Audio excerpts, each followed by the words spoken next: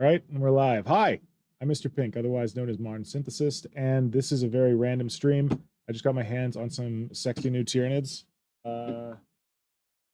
Got some of this, which we're going to be working with today.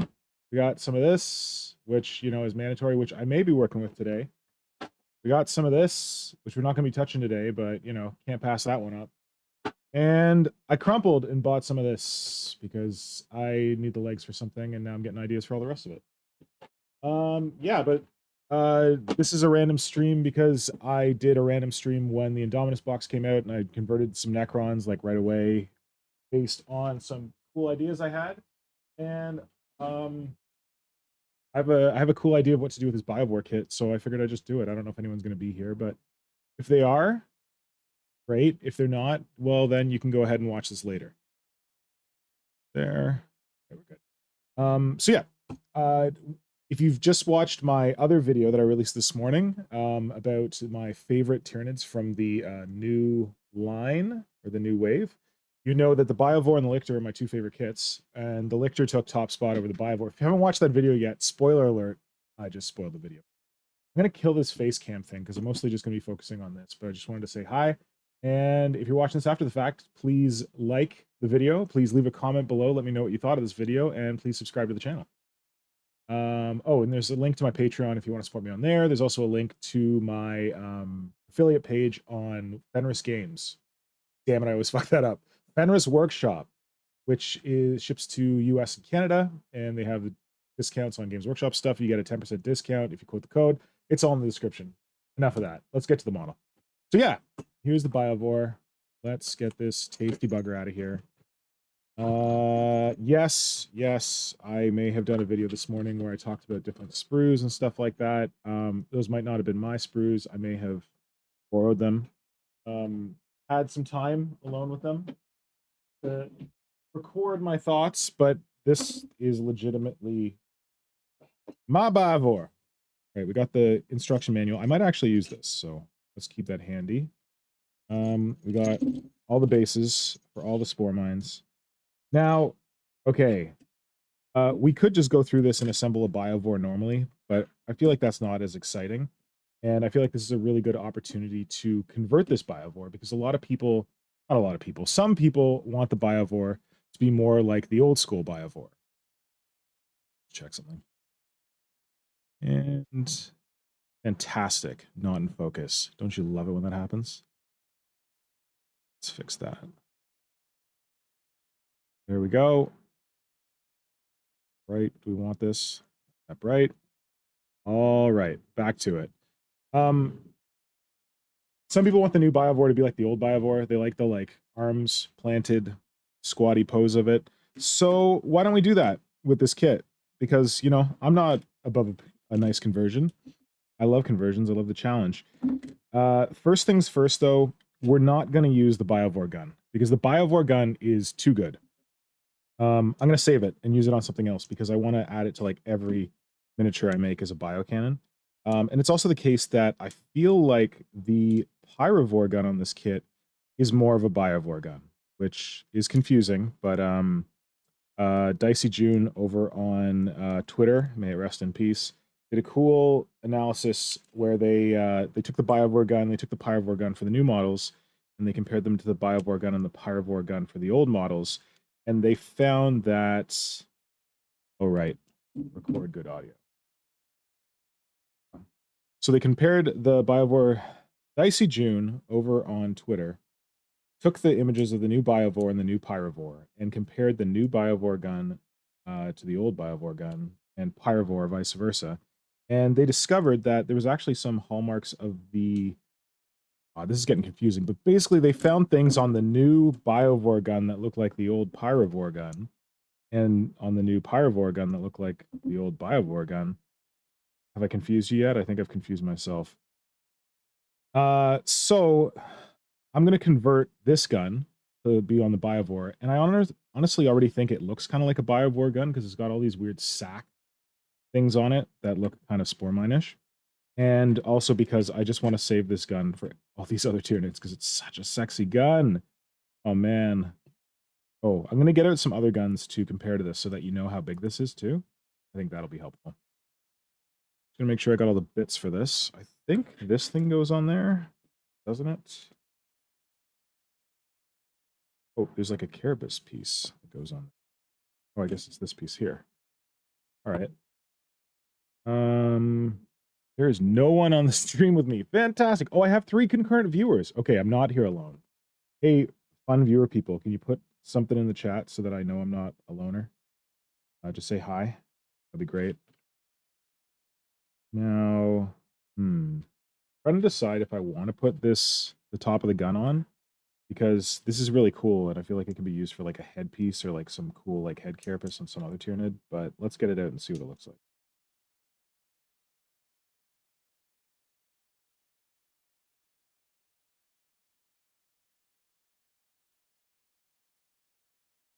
All right, there we go. And carapace piece that goes on top. Was there only one of those for both guns? No, there's a different one for the Pyrovore. That's cool.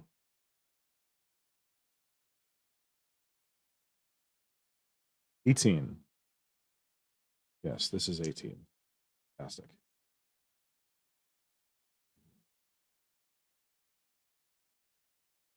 Okay. And then we'll get out the other gun as well. No, we'll wait. All right. Get that out of here. So, how big is the Biovore? How big is the Biovore gun, I hear you ask? Well, that's a very good question. Let's see if we can get out some other guns to compare it to. That you know how this thing stacks up with the other. Oh, look, Lonely Sandbar. Hey, I recognize Lonely Sandbar. Hi. Thanks for saying hi. I pick up my Feast of Oghram tomorrow, still trying to decide on a name for my Hive Fleet. Oh, okay. That's exciting that you pick it up tomorrow. I got lucky. I got in to get mine today. Names for Hive Fleets. I feel like we may have had this conversation before, but the way that I did it back in the day was to go on proto internet and type in like names of monsters, like mythical beasts and stuff like that. And those are usually good places to go with. But don't make the mistake that I did, which is when I made my first Hive Fleet, I called it Hive Fleet Fenrir because, well, I don't know if it was a mistake, but I thought Fenrir was really cool. And I like the idea that Fenrir is supposed to like break these chains and go and like kill Odin in like Ragnarok at the end of the God, are they Aesir? I don't know. At the end of the like the death of the gods in Norse mythology. And I thought that sounded really cool. I thought that sounded kind of like a Hive Fleet that was like chained or something, breaking its bonds and going and killing the Emperor. So I was like, that's sick. I'm going to name my fleet Hive Fleet Fenrir. And you see the problem with this idea. I was not aware of Space Wolf fluff. I played against Space Wolves when I was a kid, but I didn't know anything about their fluff. So I didn't know that Fenrir is basically a Space Wolf thing. Too bad. So sad. Yeah. So if you care, you can just call it whatever you want. But if you don't care, you can call it whatever you want. But if you do care, make sure you research your names and make sure some other Games Workshop faction hasn't already stolen your name. Like the Space Puppy stole mine. So that's cool. I evolved my Hive Fleet name from Fenrir to Angerboda.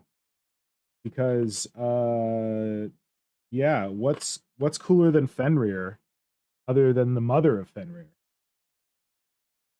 Kind of neat. And then like Angerboda is like created Fenrir, created Hel, created Jormungandr, all these people, all these monsters from Norse mythology. So I thought it was cool to have the yeah, to have my Hive Fleet be named Hive Fleet Fenrir, and then I could refer to name my Hive Fleet Angerboda, and refer to Angerboda as the mother of monsters. I thought that sounded pretty neat. So that's what I went with. All right. We've got a lot of guns here. Have a little venom. I think this is enough. Damn, I thought I had a exocrine one in here. Where's my... Oh, there we go.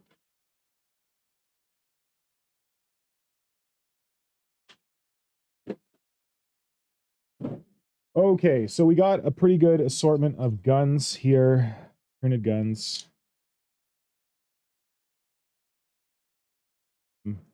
Let's rank them. Let's do like a rank thing. So from the big boys, we got the Tyrannifex gun, gun 1. I think that's a rupture cannon. We got Tyrannifex gun 2, flesh bore hive. I think this is a damn cool gun. Too bad it doesn't have good stats. Oh, look, we got like a grid. How fancy is that? And then we've got the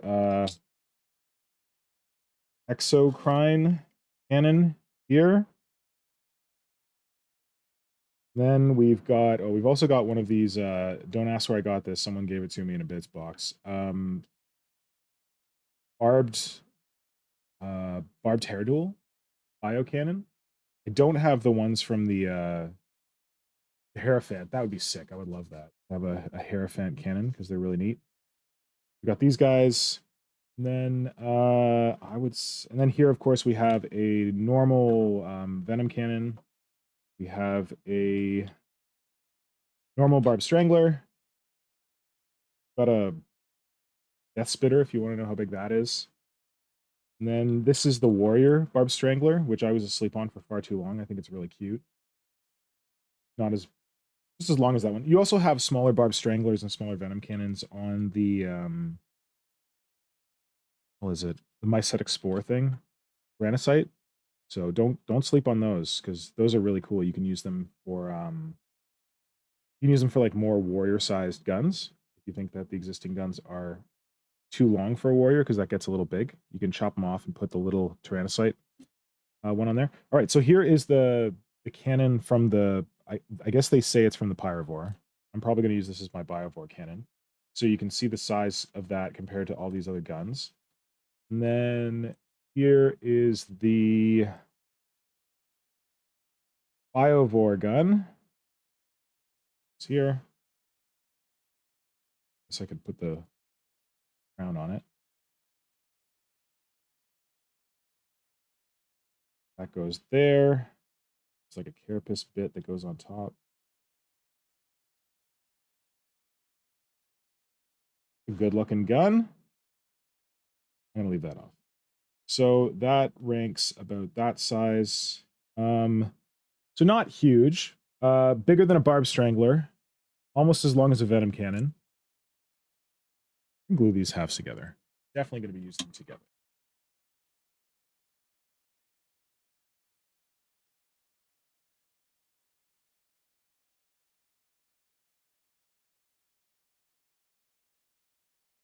Go.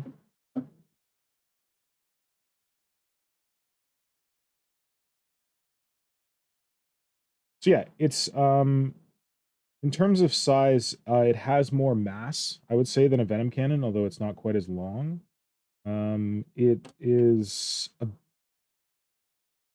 I was gonna say it's about the same size as a barb strangler, but this is all the gun, whereas the barb strangler also has the arms mounted on the back. So it could easily pass for like a gun used on a hive tyrant or a artifacts or something. It's like a big Tyranid monstrous size gun.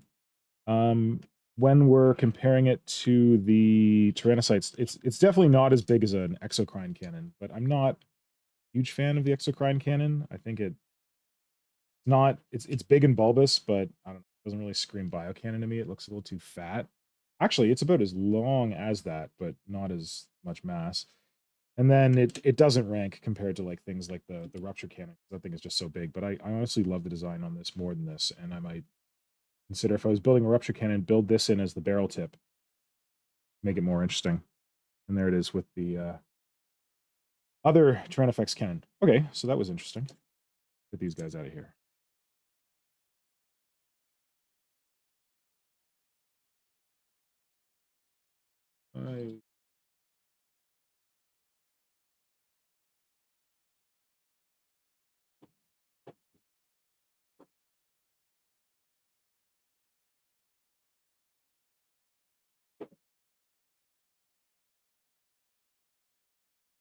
Oh, we gotta check. All right. So now that we've figured out the gun size, yeah, as I said, I'm gonna use this one for my Biovore cannon, not this one. I'm gonna save this for some awesomeness later. Oh man, it's even got like interior detail sculpted on the barrel. That's great. It does look good with this thing attached, but I don't know if I want to include that right.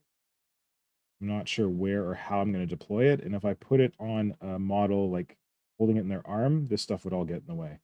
And honestly, that's just like a cool head carapace you can stick on some other model. So we'll keep that off to the side. In fact, I'll glue. No, I don't know if I'm going to glue the top on. Back to the Biovore. Old MMORPG I played in high school called Asheron's Call. Oh, Asheron's Call is famous. I never played it, but I've heard of it, certainly. Which has this insect race called the Olthoi, which may have some promising options. But yeah, check that out, man. Especially if it's something that like means something to you from your past, like when you were a kid or whatever. That's an awesome thing to use for your high fleet because it has a little more of you in it. Yeah, that could be cool. Yeah, the Pyrovore gun is nice and bulbous, and I feel like that works more like a Biovore thing for me. In fact, I think what I'm gonna do is I'm probably gonna go in here and I'm just gonna like cut out the inside part of the gun. There's like a nozzle sort of thing in there that I think is more Pyrovore spray.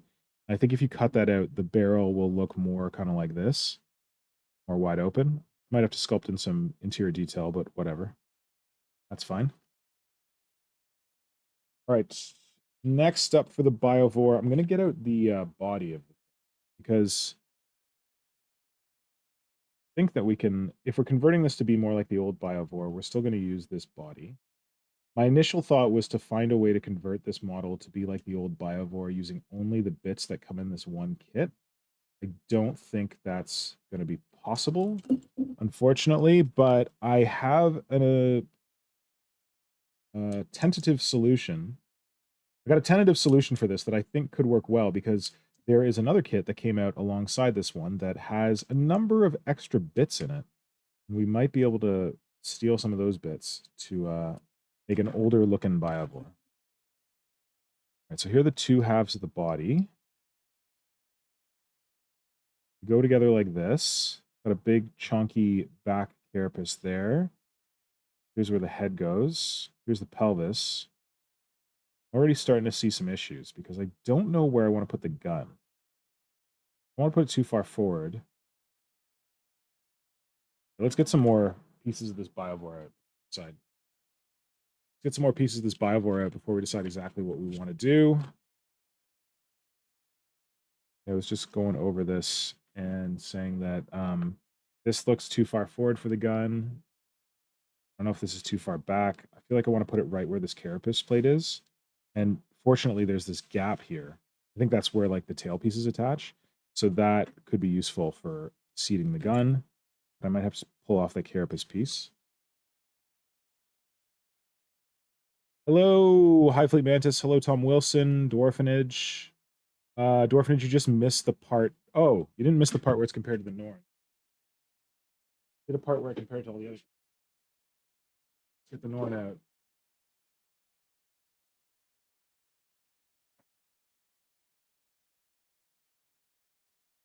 So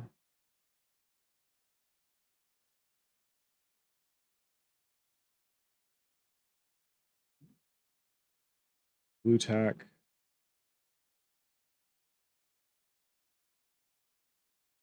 So there's the Norn emissary. Let's just say you wanted to plug the gun in right here. Got that gap. That's how it would look. So it's not, it wouldn't look small in a Norn emissary, and that's mostly because a Norn emissary is not much larger. Well, it's bigger, but not a huge amount larger than existing Tyranid monstrous creatures. So it wouldn't look too small on a Norn emissary, I'd say. You'd want to like make the barrel long. So like put this as like the end of the barrel or something like that.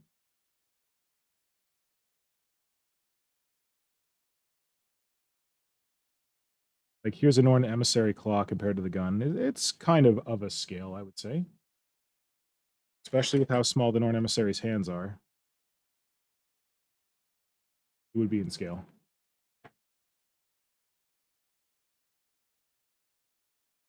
Thing. Here.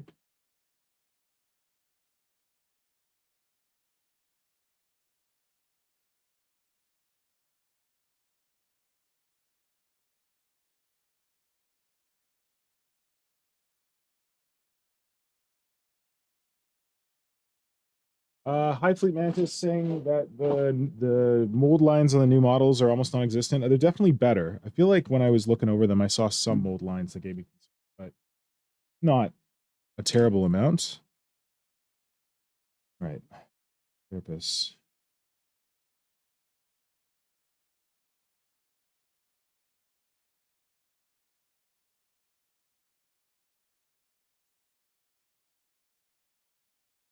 And Tom, I feel like saying that some of the like a lot of the kits are too small. I feel like I wouldn't say that for all of them. Definitely people would like the emissary to be bigger. I feel like the Biovore is, I don't know. It's on a really big base. It's on an 80mm base. So you could say that it's big, but maybe that's just because of like the spider splayed legs that do that. Let's get all the, trying to be miserly. I'm trying to like save the cool carapace plates to use for something else, but I just need to get them out. Because I want to array the gun behind them, which means that I need to put the plates on.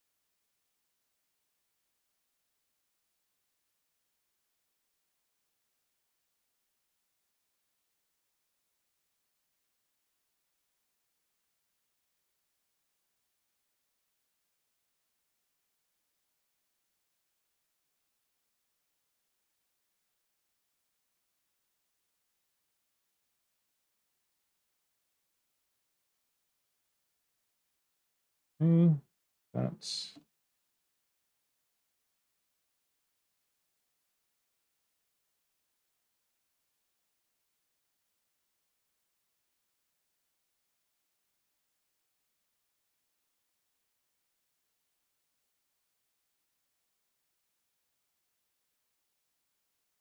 right. And I think I want the tail section so that I can figure that out.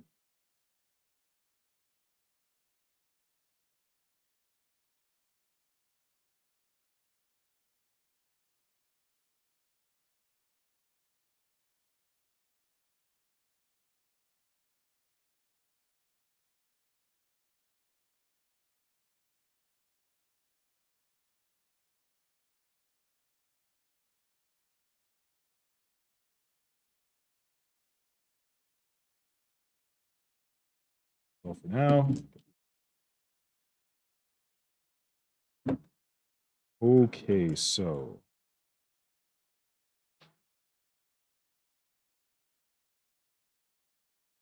yeah, so when I'm looking at the way these things build, you've got like the two carapace plates in front, and the gun's kind of seated back here, except for it's angled forward. I want to put the gun back there, but angle it up. Same here. And I think that all I need is those two front carapace plates. I think the back carapace plate will actually get in the way because I think that's exactly where I want to put the gun. So let's get rid of that, first of all. I want to keep the tail.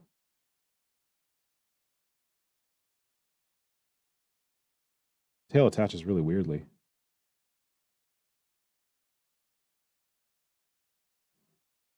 Undecided on the tail yet, so let's leave that off. How hard it's going to be to put the body together without those carapace plate, or without the back carapace plate.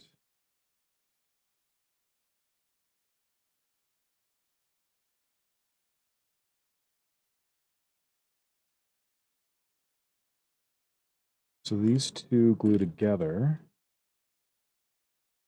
Awesome carapace plate. I love these carapace plates so much. They glue together and then they glue onto that plate, but could they also mount? Could it?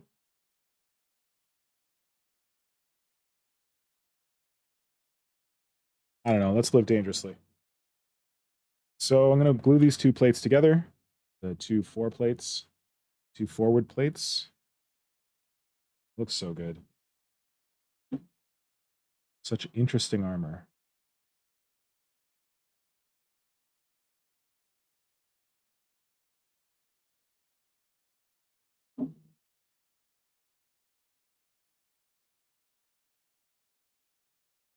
Okay, and then I'm going to remove these plates.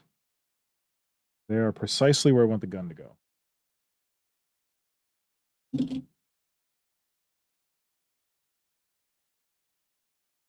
Fastest way to get it. Got him.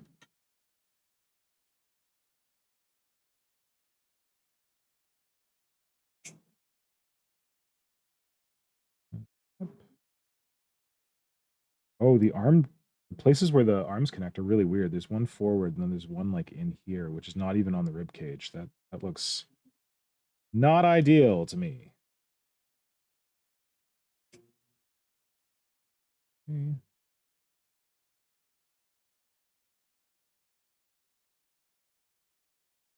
So that off.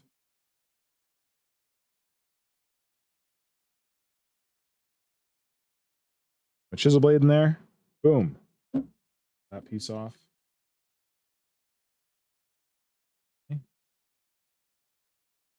Okay, so that's one piece off. Let's get the other one off. I'm trying to preserve this mounting point here for the carapace plate that goes on top. I think that might be useful. So I'm cutting just beyond that.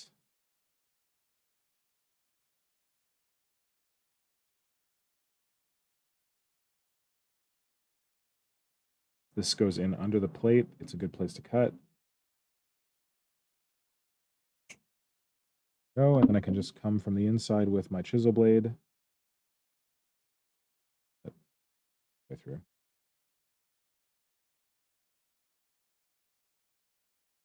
Just see where those cuts line up and just hit it. Downward angle. Boom. Cut it off. So now we have this carapace plate that we could repurpose and put somewhere else. That's not a very pretty one. I don't know that it's really going to be that useful. But now we can glue these two halves together.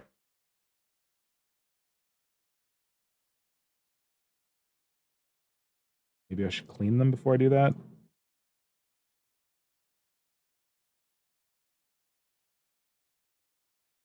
Evil laugh, don't worry about not noticing the stream. I just only planned it a second ago.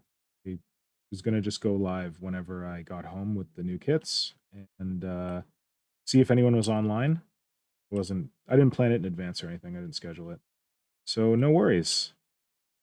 All you missed was me saying that I'm going to try and convert this Biovore to be like the old Biovore, because apparently that's something that people want to see.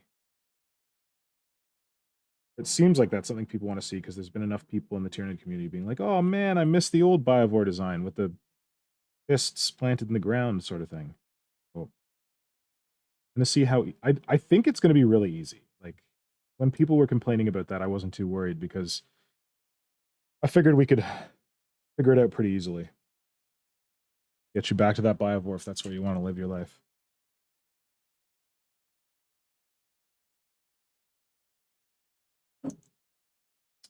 And these two pieces don't go together as easily once you remove the back carapace. If you wanted to, you could assemble everything together and then remove the back carapace, but it's going to be a lot harder to cut that thing off with this all assembled than it was to cut it off before you assemble it.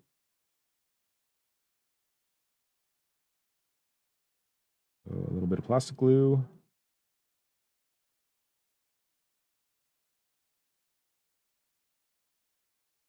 This means that when you're putting oh shit. When you're putting the pieces together, you just got to be a little more careful when you're lining everything up because you don't have that extra piece in the back to seat it all properly. But there are still some like nubs here that go together. And on the chest, there's a really cool thing they've done with the new Tyranids is that they have their chest armor, a little strip, and it serves to hide the seam there because the ribs plug in behind it, which is really nice. You can use that to line them up. Do that. I'm doing that. Have a look at the comments. Oh, Mantis is having a good time building the Lictor. Yeah, I'm looking forward to building that one. Hi, Johnny. Yeah, it's definitely a ball sack gun. You're not going to get anything else from a Biovore. Or Tom Wilson, I think it's mainly to record your footage to orphanage. I really get what that's about.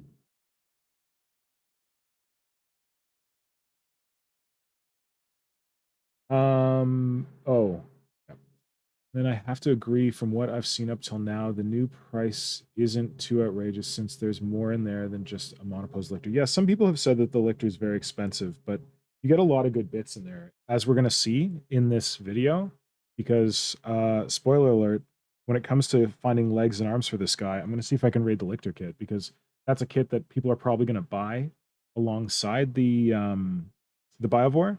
So it's a kit that they probably have the bits from very easily, and it's a kit that happens to have an extra set of legs and an extra set of arms in it. So how convenient is that?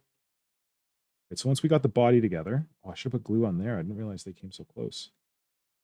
I hope we can fit these in not too difficultly.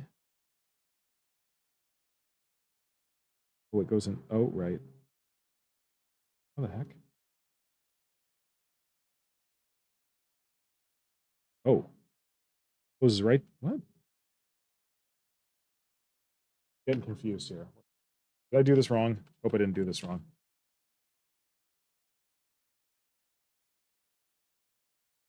Oh, you put the head in first, and then you slap the. Okay, well, I guess I'm doing the head. 5, 6, 7. Thought about converting the head, but I don't really know that the head of the old Biovore is something that people are particularly attached to, and the new head's just so cool. Although I do love the fact that this head on its own, you could give it a lower jaw and it would be something else. It's kind of neat. But for the sake of expediency, I'm just going to use it as stock from the box.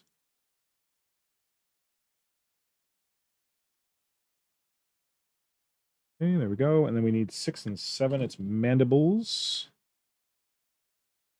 Mandibles kind of obscure the head a bit. It does give it that nice mandible look, which is fun.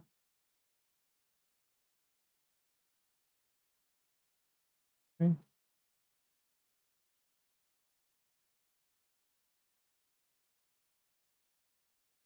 These need to be cleaned.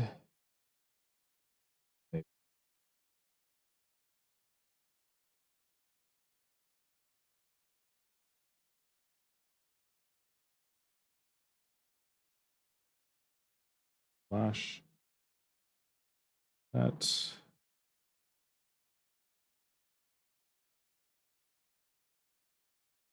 Do these go together intuitively?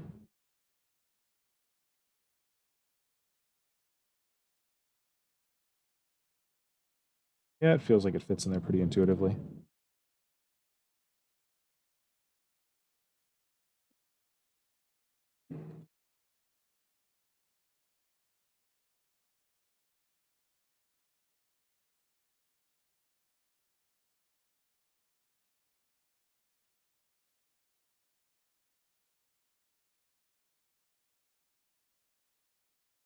See, that's weird. It looks like that was covering the face. Am I doing this right? I like totally cover the eyes, which is weird. Just totally cover the eyes on one side.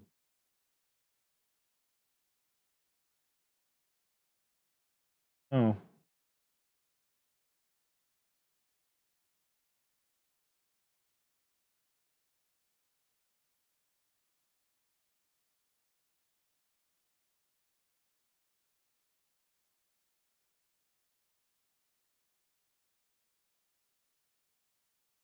Geez. Oh, geez. That does not go together that easily. There are no nubs.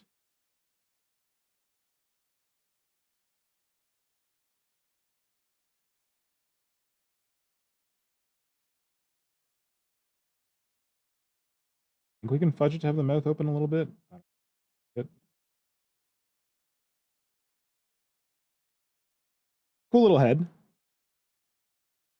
He's nice. I like. All right, good enough. While that's drying, guess I gotta wait for that before I put this on. I'm getting a little worried here.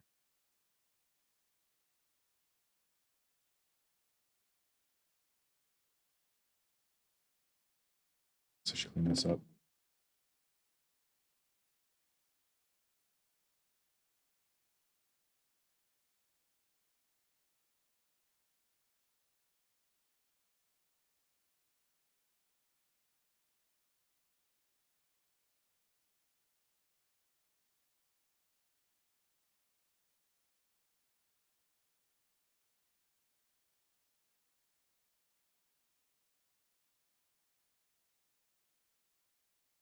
So there might not be that much in the way of flash marks, but there are weird sprue attachment points that go like right on the flat of the carapace plates, which is annoying. Oh well.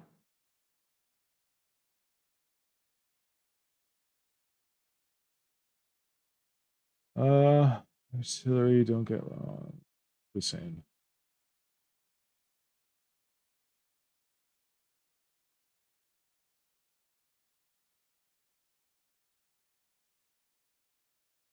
So Dwarfage is asking if I'm doing the old style, I'm going to use the head with no mandible. I'm not using the new head without the mandibles because there's a big gap and I'd have to like get a jaw in there, which feels like more work.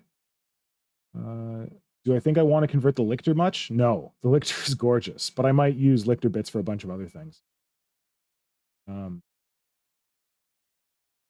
So Lonely Sandbar, there are 2 sets of limbs. Okay, let's get into that right now. While we're waiting for the stuff to cure, as you guys are asking, let's find out about the Lictor. You clearly haven't watched my video this morning. Hope you're going to go back and watch that later. Lictor boy. Ta-da!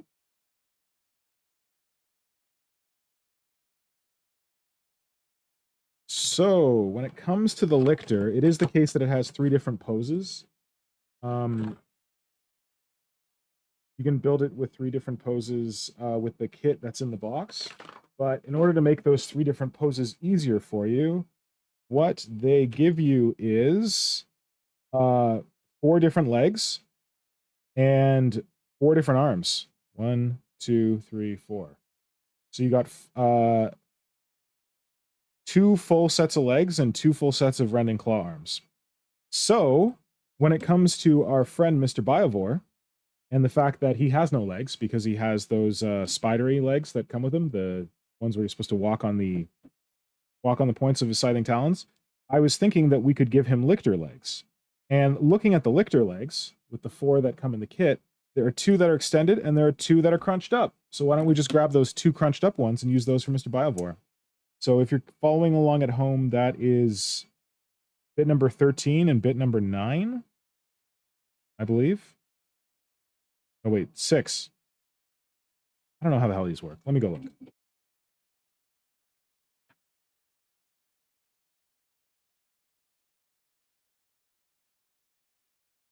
The Lictor legs that we're going to be using for this guy are number 11, which is one of the hunched up ones.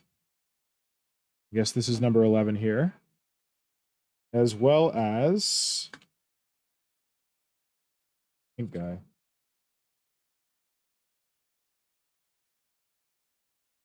Number 11 and number 6, which is the other hunched up Lictor leg. So 11 and 6, these 2. So if you're making stocky pose Lictor, so I will not be able to make stocky pose Lictor anymore because I'm using all of his legs for the Biovore. That's fine. Because there are other cool Lictor poses. I could convert them. And if I do like a minor conversion to the Lictor, it's going to be to look more like that Just Goodwin art that I'm obsessed with. And I would like his legs to be extended for that. So there is number 6.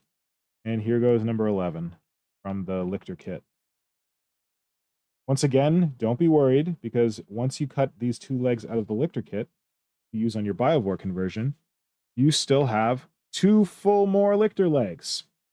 And the way they limit you on these is that they go, haha, you can't use these legs for any other kit because we have only given you 2 extra hooves here. So what are you going to do, tough guy? Because your Biovore has only got half a hoof. It's a split hoof. So I'm going to show you what we're going to do. And in fact, by doing it, we're going to get 2 more hooves that you can use for 2 more Lictor legs down the road. Because it's a Biovore. It doesn't have to have fancy split hooves like the Lictors do. It can just have normal hooves. And there is a big supply of normal hooves in the form of scything talons, which is one of my key Tyranid hacks that I'm going to show you. The other thing we need from this, well, I don't know that we need it necessarily, but we want some kind of arms for the Biovore to be resting on the ground with, to like be bracing himself in front. And the Lictor does have extra arms. So we could use those. let's do it. Let's do it just with the bits that are in these two kits. So what I'm going to do is I'm going to choose Lictor arm number 44 because it's kind of got its running claws perched up, kind of like it's leaning on something. So I think that'll work nicely. And these arms are nice and long, which is good. And then I'm going to choose, so that could be an arm that it's like leaning on the ground with, potentially. And then I don't know if there's another one that's good for that. This is the right arm. So now we need a left arm. Sorry, this is the left arm, so now we need a right arm. So our options are this one, which looks like it's getting ready to put itself on the ground, or this one, which is a little more extended. I'm going to go with... Oh, wait. I'm going to double check that Just Goodwin sketch to see what I want to rip off. Oh, yeah, Evil Laugh Entertainment, you're absolutely right. One of the conversions I'm going to do for the Lictor is to make its tail longer. Yes, yes, yes. You got me pegged there. Ryan's Leapers. No. Leaper? So, in the Jess sketch, he's got a right arm that is bent. Okay, yeah. Nice. And he's got a left arm that's more extended. Too bad. We're going to steal that. Okay, so we will take number... No, those are the legs. Lictor arm 44, and then we're going to take Lictor arm 42 to go with it. I'm breaking the sets. 41 is supposed to go with 42. Oh, well. Oh, no, that doesn't make sense. Take 42.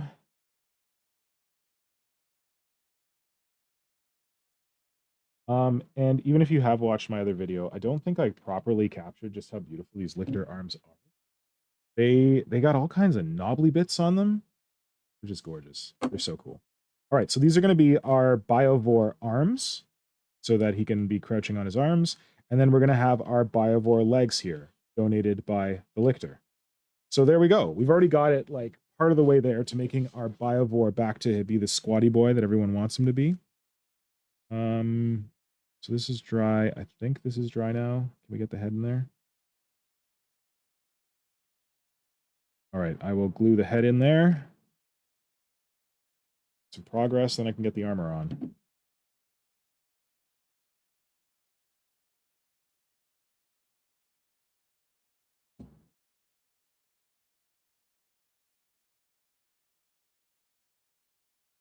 Okay. I guess one thing I have to consider is because this guy's meant to be like walking, oh shit, spider walking, his head is pretty far back. It's angled back, so I'm going to angle it a little more forward, which I should have thought of before I did that. Because he probably won't be flat. Well, I don't know. Maybe when we make him squatty.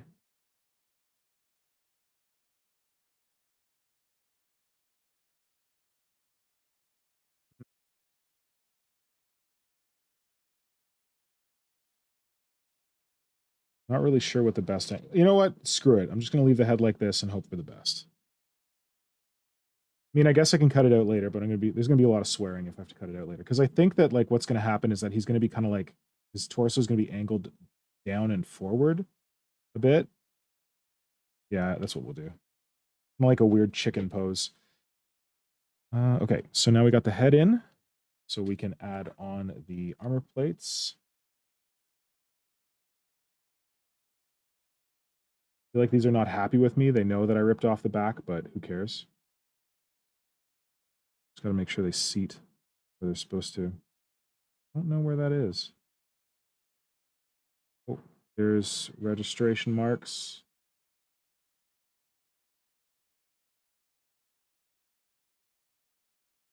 Why do I feel like this isn't seating properly? What have I done to break it? Who cares? Good enough.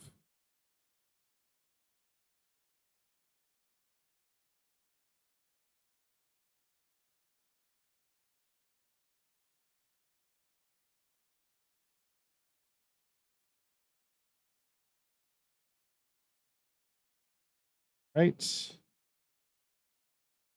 Got my glue. Got my armor plates. Stick those in around the head. Man, I love, I love me a fully armored front facing on a Tyranid model, and this is one of the most fully armored front facings I've ever seen on a Tyranid model. Like I said, possibly a good source of bits for Tyrant Guard models, but they'd be very expensive Tyrant Guards. Oh well. Maybe I should zoom this in a bit. So there we go, getting the armor on.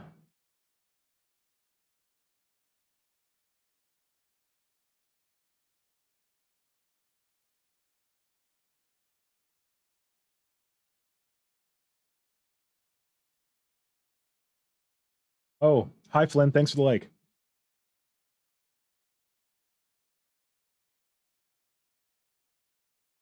And I could have used the emissary mandibles to make a lower jaw, yes, but I do not have those bits. This is fine. Yeah, Felis, I mentioned it before, but I'm just doing a random stream to convert up a Biovore because I had an idea and I thought people might like to chill. Orphanage is doing some promotion. Yeah, so Flynnhammer, I can definitely use Tyrant Guard arms on this. In fact, what I was initially thinking to do with this converted Biovore was, instead of using the Lictor arms, I was thinking of using the Tyrant Guard arms because you get a lot of extra Tyrant Guard arms in the kit. So I might get those out and see what they look like.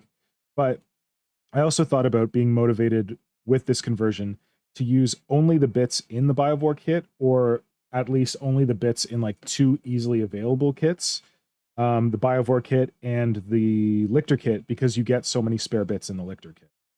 So I wanted to find a solution that used those Lictor bits, because people are going to have a lot of them if they buy Lictors. They're going to have an extra set of arms and an extra set of legs.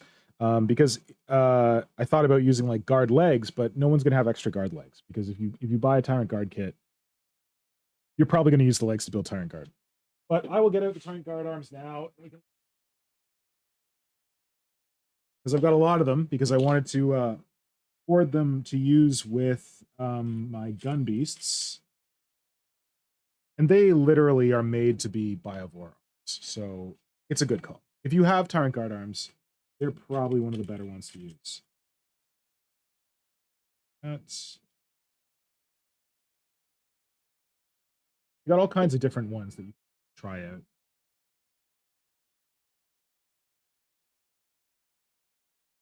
Why am I only pulling left arms? Where are all the right ones? Oh, here we go. You do that annoying thing where like the claws are separate or some junk.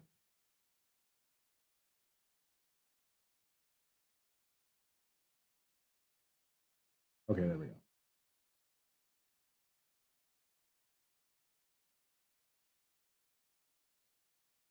One of them's supposed to have a Space Marine head in it or something. I don't know.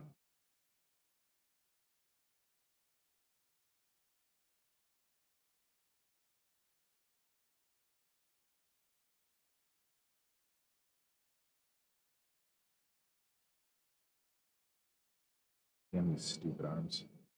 I don't even know which claws are supposed to.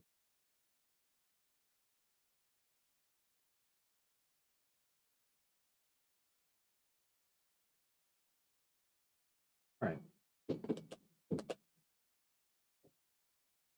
So yeah, if you want to use, because the Lictor arms are very fine, like they're very thin, very fine. They might not look great as this thing's resting arms. They're a little more lithe than what we're going for. Thinking, I thought I was going to put them in this forward socket, but I feel like, hold on a sec.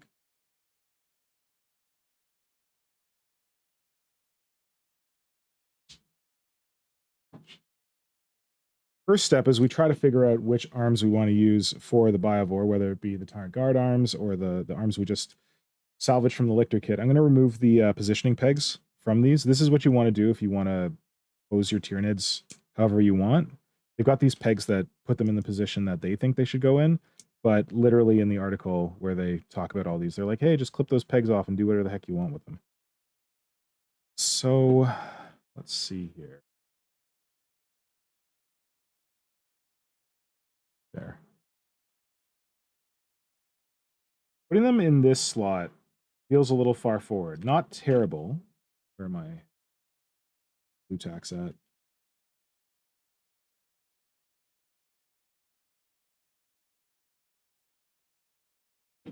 That. Okay. Just going to put some blue tack on these so that I can position them and see what they look like. One. God, these are such beautiful rending claw arms.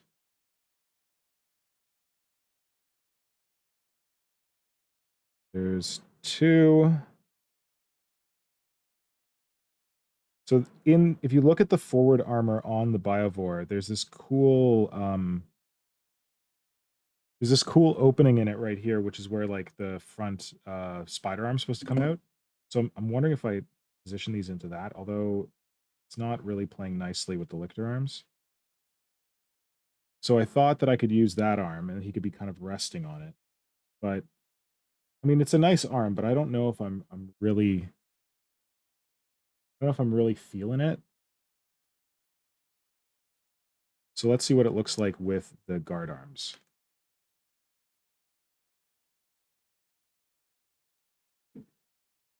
So I can just leave my white stuff, my blue tack in there.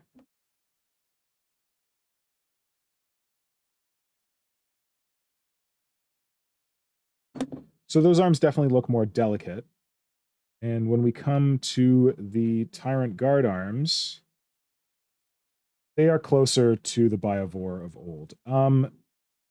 It's a bit tough to get them up in this forward socket because the armor gets in the way. So I might think about putting them like here, moving them back a bit. They would fit better, I think. Let's do that.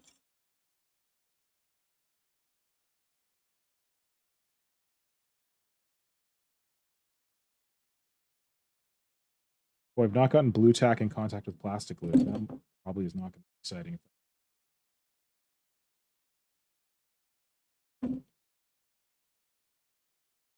Jesus.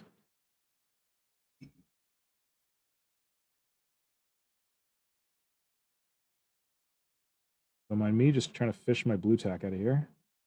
So yeah, the Biovore's arm sockets are set up in such a way that it's made to have 4 arms in the front, holding it up because it's got that whole spider walking thing. So the front arms are supposed to go here, and the back arms are supposed to go here. I'm gonna do an average and not put an arm there, not put an arm there, but put an arm right here in the middle of the two, because I think that that'll be a better place for these big bruiser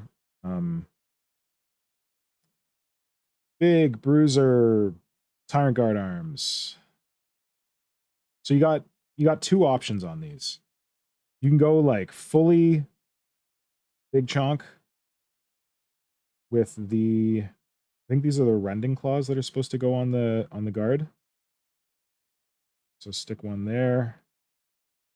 Stick another one here. I think this one's supposed to rest on like a Space Marine chest.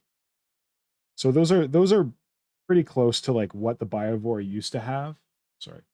So those are pretty close to what the Biovore used to have, the big meaty arms. In fact, that's probably what I'm going to go with. But just for the sake of argument, let's try the slightly lighter Hive Guard arms, which are made to brace the Hive Guard when they're firing. I got 2 here, a left and a right. Just going to stick them into that middle slot there. So they have potential as well. They are the middle step between the very fine Lictor. The middle step between the very fine Lictor rending claws and the much beefier arms. I think I'm liking the Tyrant Guard arms, especially since we want to go for old school big beefy Biovore. But what I'm going to do is I'm going to figure out the back end of this thing first and how the legs attach, and then I'm going to do the arms to match, because then I'll be able to like pose them better, I think.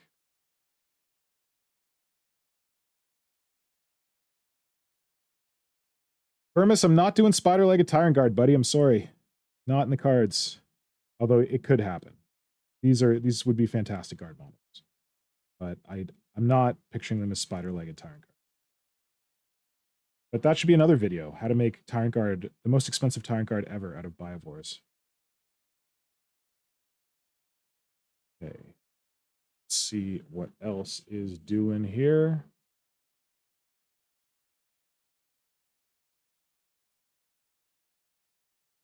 You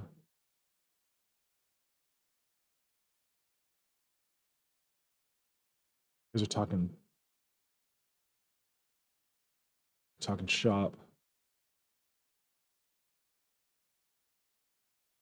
Yes, Mall Ninja, I'm using blue tack for dry fitting. It's the best way to mock up models. I like it. Spider-legged Tyrant Guard, I like it. I feel like Tyrant Guards are too expensive as it is. Sure, yeah, they'd look better if you made them this way. They're already pretty expensive. Flint Hammer, I'm not sure if the gun's big enough for that project, but I could try it out later. There you go. What else is going on here? It's kind of medium-sized.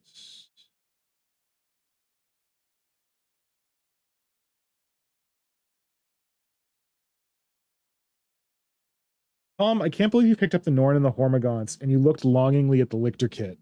I picked up the Lictor kit and the Biovore and just looked longingly at the Hormagaunts. I feel like that's my order of operations. Yeah, Vermis, damn it. Yeah, Vermis is telling me that I should use the Lictor arms in the front. Okay, you know what? I'm going to figure out the back and then I'm going to figure out the arms because I think that might help us a bit. When it comes to figuring out the back, because this Biovore is supposed to be very very flat, like a flat gun platform with all its various spider arms in it, the tail curves in a really weird way. So what I'm going to do is I'm going to remove the shit. So yeah, the Tyranids are supposed to be kind of like S-shaped, but because of the way that the Biovore works, it's pretty flat. If you look, there's a little bit of an S-curve here, but then the forward torso is very flat. So if I'm going to have this guy kind of like angled up a little bit and squatting, I want to have this tail curve under a bit more. And to do that, I need to remove these cool armor plates at the front, but I'm going to remove them in such a way that hopefully I can save them and use them on a different model because this is what I do. Yeah, they're really cool. So we'll cut those off. Question is how to cut them while preserving detail. That's pretty good. Where your chisel blade becomes very helpful. Just cutting around the edges of the plates in there.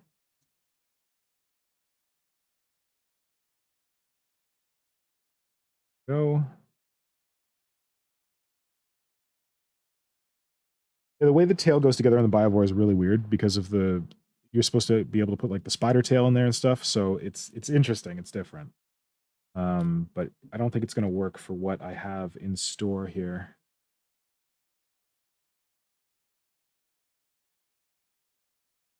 Tom Wilson, if you're looking to talk shop, it's actually a level more complex than what Dwarfenage described in how I record video.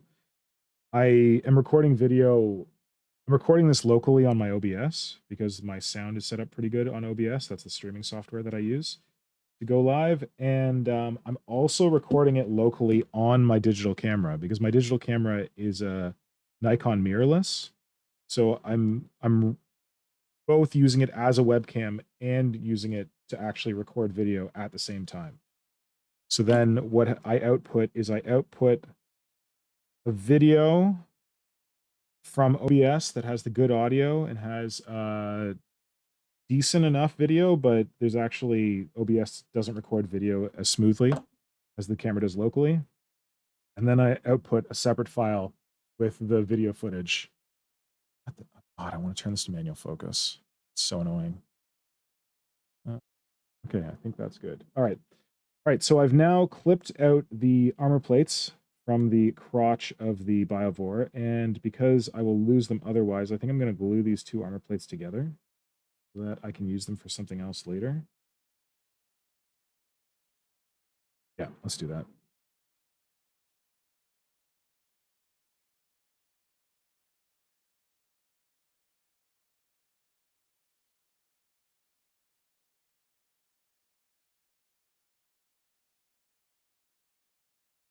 Okay. It's kind of a cool armor piece. I have no idea what I would use that for, but it's neat. So I will hoard it obsessively, as one does with turnips. Good bashes. Then, do I want to assemble the rest of this? I think so. Oh, that is a really ugly piece of sprue. What the heck? How did that survive? Knife. There it is.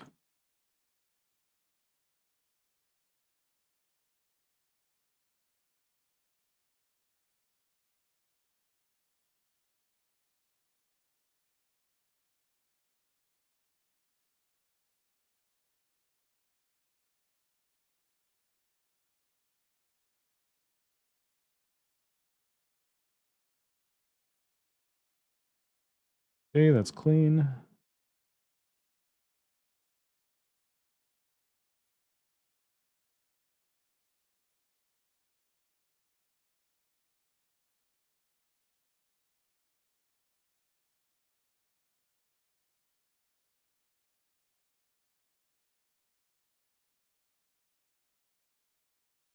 Okay.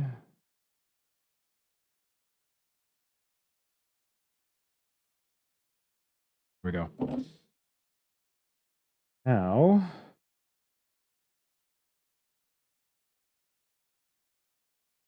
we have these, and we have this. Instead of it being forced to be like that all the time, it can now do something more like this. Something. Curve under. I don't know. I've got options. I should probably clip this bit. That doesn't. It's just going to get in the way.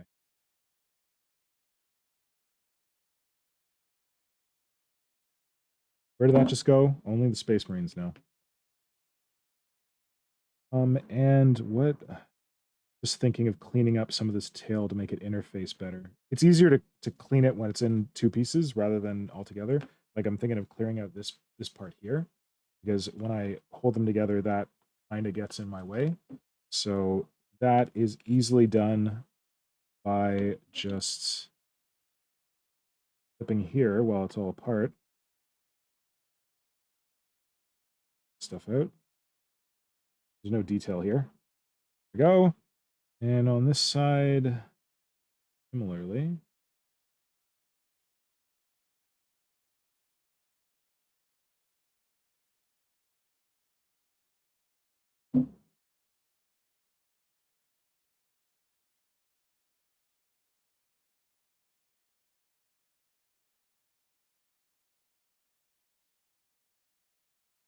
All right. Now I can glue it together. Two halves.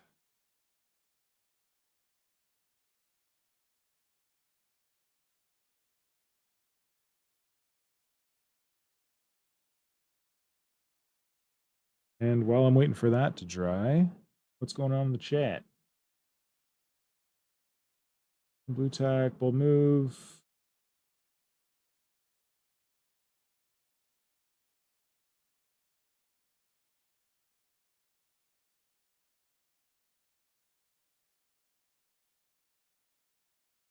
Felix, you're asking if the Tyrant Guard hands resting on two fingers would fit the Barbgaunt's third leg. They're going to be very large on a Barbgaunt. Got a Barbgaunt right here that I converted with the hack from Quarantine Miniatures, which, oh my god, sorry, hold on. So we use the old Gene Stealer foot here as a hand for it to rest on. But if you compare this to the Tyrant Guard arm, you could use it, but it's kind of overkill. It's really big. Like you could put that on a Barbgaunt, but it would be like a big chonker. Be a tough looking Barbgaunt. So it's an option, but just, you know, might be a bit too big.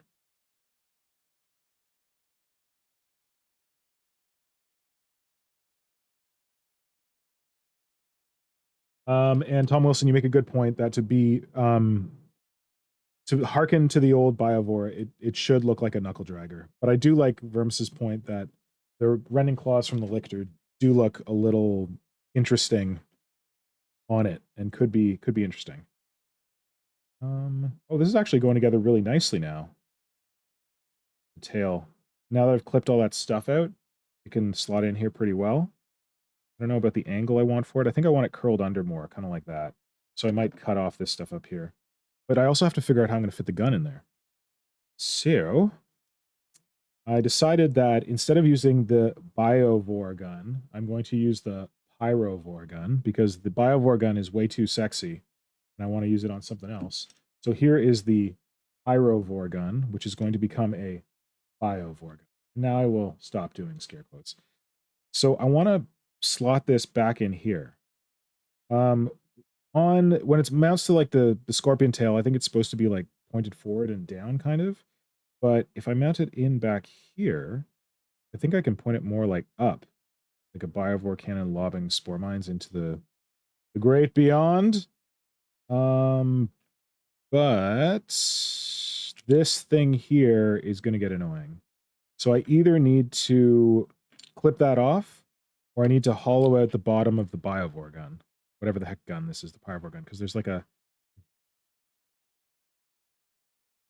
spot there that's filled, and this hook bit goes up into that. So I think if I take that out, I can position this much better, just right there. So let's get rid of that. My ugly clippers, they don't do a fine job, they just do a good job. Go. Yeah, always have like hot hobby tip. Have some ugly stupid thing. Hold on a sec. Why turn it off?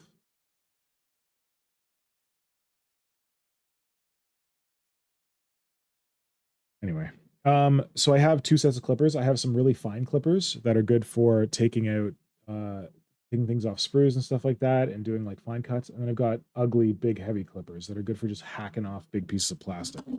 That's what I'm using here to hack off this big hunk of plastic off the back of the Biovore. Because it's getting in my way.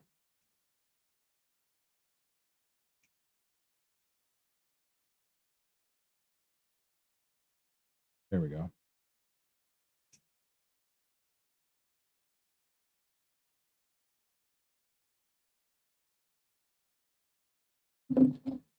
Now I have more room to... Oh, and I'm also going to cut these weird... These are like attachment points for this gun that attach to the scorpion tail. I don't need them. Oh, but these are separate still, so... Those. Big ugly clippers. Okay.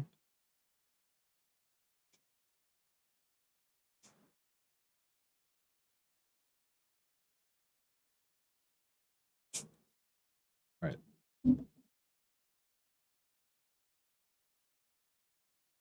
Now, I should be able to, like, swing this thing around. That'll fit nicely. You can sit, like, right kind of there on the, oh, hold on a sec.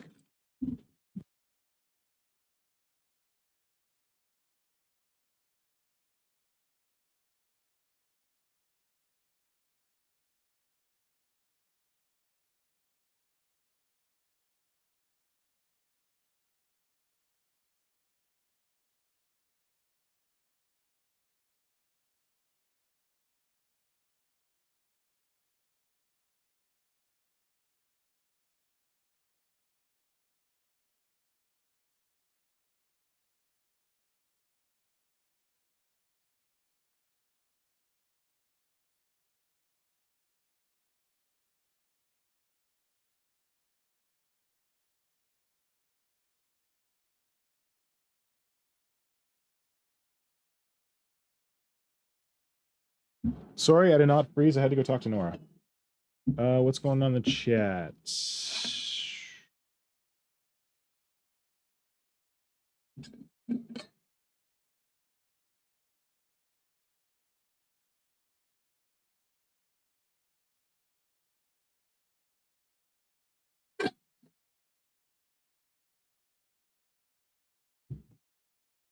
Lonely Sandbar, I'm impressed that you have 0 Hormigans. You must be a very new Tyranid collector, because I feel like anyone who's been collecting Tyranids for years has a billion. I have a billion. I don't have a billion. I think I have at least 32 painted up from like back in the battle days when I was doing High Fleet Fenrir. I may have as many as 64.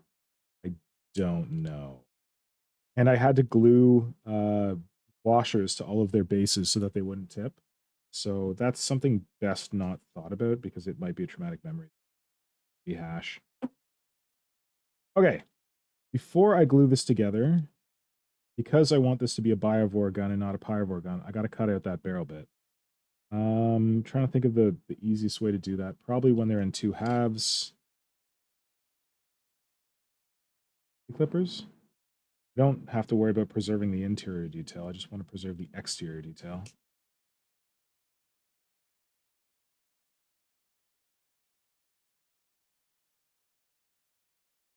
And I'm just doing this to make it more like the bore of a barrel that a spore mine could conceivably pass down.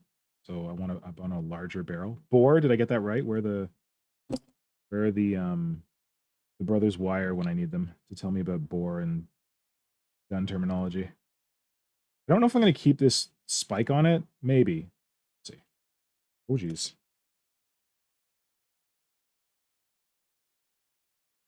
Key thing here is I got to make sure I'm not clipping off other bits by accident, the back end of these clippers. Okay, screw it. I'm going in with a knife.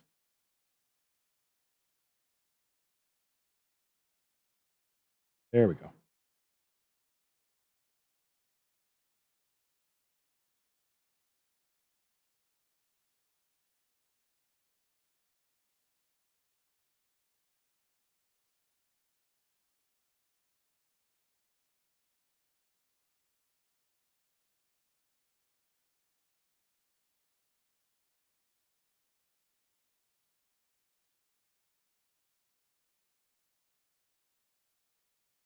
All right, and on this side, gotta be a little more careful because there are these pieces that stick out, and if you get in there with your clippers to cut that, you're liable to hit that as well. So maybe I'll just do this with my saw.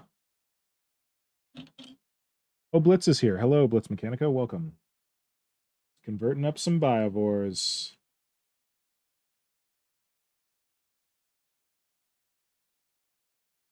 Man, this is finicky. Oh, maybe I can use the Reaper. Often it just reaps my finger.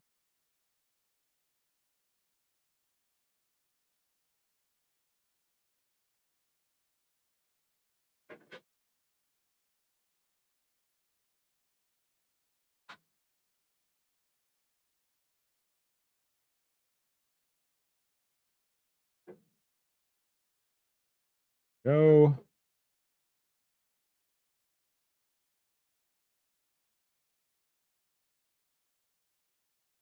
Okay. So probably do a little bit of cleanup, but we've cleared that out, and I'm already liking that barrel better without the weird little nozzle in there. It's starting to look more like the barrel of the Biovore gun, and I can emphasize that more with some drilling and some sculpting. And I think it's more appropriate for something that a spore mine would shoot out of.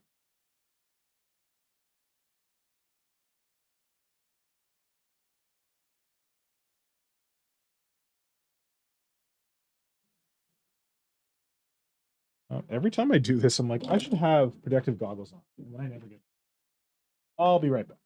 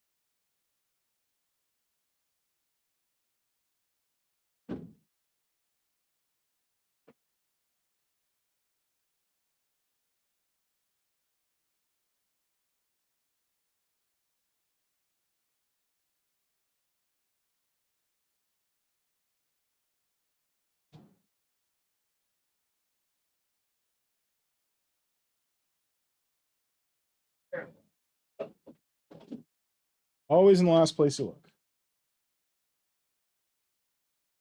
Oh, sorry, bud. You can't go in the back right now. All right, back to it. Glad so many of you folks joined up. For a while, it was just me and Lonely Sandbar, and Lonely Sandbar's name was very appropriate for that. Start virtual camera. I don't even know what that is, OBS. So, started with AdMech, then went hard for Chaos Space Marines, from Word Bearers. Got me into Horus Heresy and started now collecting Tyranids. I've wanted it to for a long time. Okay, cool.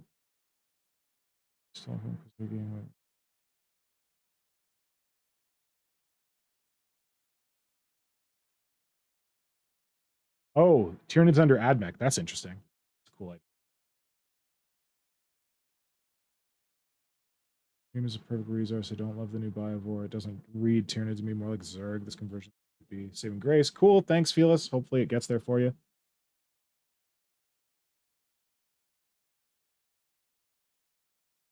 This actually split the box. Oh, yeah. That's why I have so many Hormagaunts, Tom Wilson. Good point. That they used to be included in the Termagant box.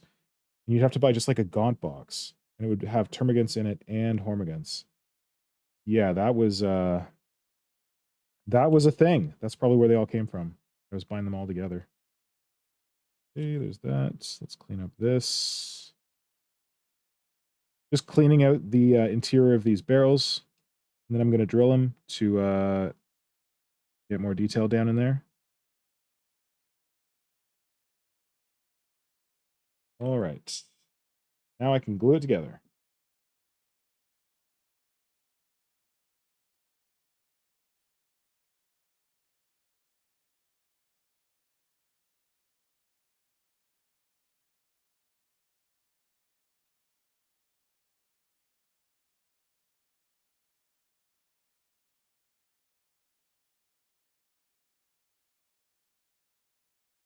Okay. One definitely not a Pyrovore cannon coming straight up. Okay. Next, let's see here. So though we're not really sure whether we're going to use the Rending Claw arms off the Lictors for this Biovore, or we're going to use the Rending Claw or whatever arms off the Tyrant Guard, we do know that we're going to be using the Lictor legs, because we've got lots of extra legs on a Lictor. Well, we've got an extra set of legs on a Lictor kit, so we might as well use them.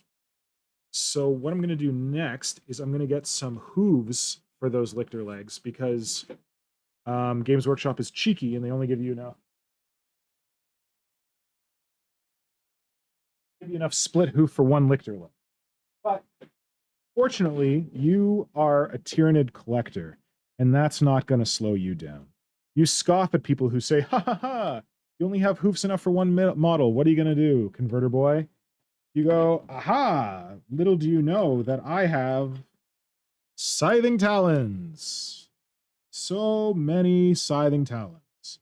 Every color of the rainbow. Trigon Scything Talons. Blah,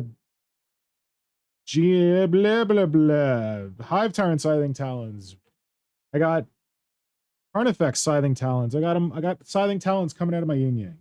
So every set of Scything Talons is also a set of hooves, and I'm going to show you how. Just trying to think about sizing here. I don't think they need to be this big, so we're going to get these guys out of here. I think the next size down is going to work. These are actually perfect Scything Talon, or sorry, perfect hooves on these Trigon Scything Talons, but I have very few of these, so I'm not going to use that. I'm going to fudge it from these guys. Oh, what are you going to do? If you're in a dire spot and you need hooves, all you need to do is chop them off the top piece of a Scything Talon. That top bit up there, that's basically a hoof, just waiting to happen. So you go in there with your handy dandy chisel blade, because of course you've got a chisel blade because you've been following me. You line it up just under the top armor section on the top of a Scything Talon. And don't cut all the way through, because you're going to have to do this on both sides to make sure you preserve the hoofy shape. But just kind of cut underneath the line of that armor section. And then flip it over to the other side. line up your chisel blade just underneath that top section, like that, the line there underneath it, and cut. Don't cut all the way through, cut most of the way through, and just make sure that you're lining it up on both sides. There, and then check here again. Just checking there. Oh, I did a little high on one side. Oh well, figure that out later. Didn't exactly line it up here, but maybe I should have started here. Who knows? And you want to cut back pretty far because the rest of it is going to be like the back of the hoof. So just follow that line back this way. And then on the other side, follow that line back this way. And then what you can do is somewhere back here, you can chop it off the rest of the arm. So I'd say like, I don't know, back here or something. Same thing on the other side. The heck? They're going in totally different directions. Oh, well. Angle is not the same. Screw it. I'll just do it from this side.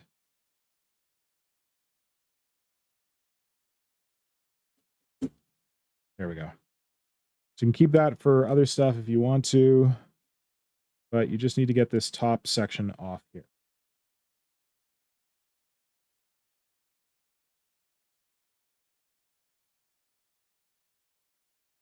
There we go. And you have a Tyranid hoof. Got a weird spike on the end of it, which you don't necessarily need.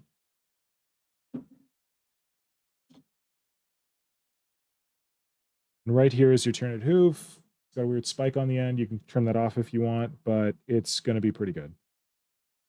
The angle is not exactly right because I did it wrong on one side, so I'm just going to clean that up a little bit. Flatten out the bottom. Go. Good enough. And then I'm going to go and do that on, I'll get rid of this.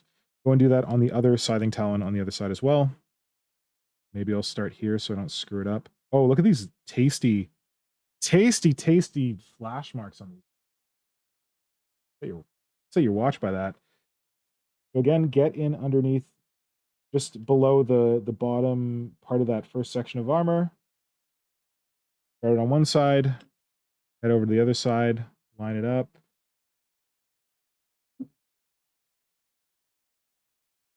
Section. Start cutting. And the reason you do it both sides is that if you just do it one side, you might go on a weird angle and you might cut up through like the area that you want to move, which is not great. So yeah, and then just extend this cut back towards the hand. Same thing on the other side. Why are these angles always different? I don't know. And then cut it out of the hand.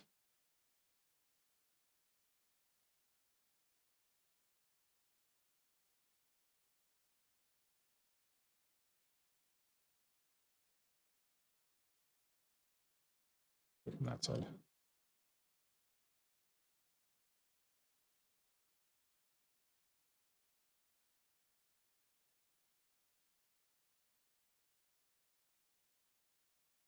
Job's a good one. Oh, look, I almost preserved that one.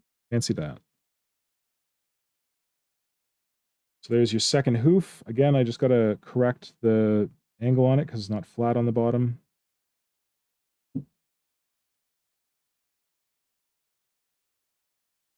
And there we go.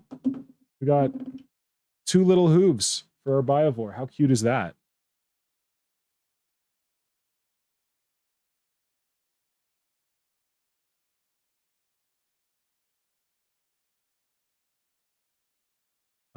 Oh, hello, Trapdoor Ogre. Glad you could join us. I am converting a new Biovore to be an old Biovore. That's what we're going through right now. And just now, I have shown the hack of stealing Tyranid hooves from Scything Talons, which is a key thing to know if you are in Tyranids. You probably got a lot of, I don't know, if you're like me, you got a lot of scything talons kicking around, but maybe if you like more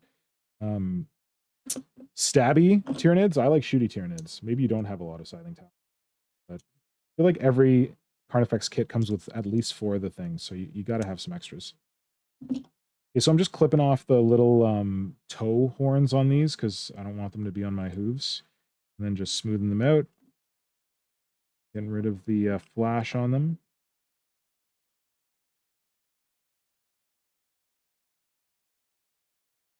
Okay. 1.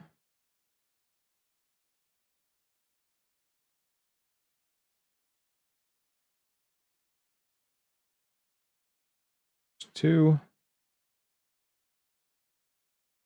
Oh man, the flash is so bad on these. Oh. So the hoof is not like complete. Like the front of the hoof is there, and it's got this bit up here, which is kind of cool. You will have to fill in some here with some sculpting. I should probably clean up the angle back here so I don't wind up cursing myself later to make it more like the back of a hoof and less like a weird triangle. But yeah, it's up to you. Same here. Flip that edge off. Sure, good enough. In here with my scalpel, clean this out.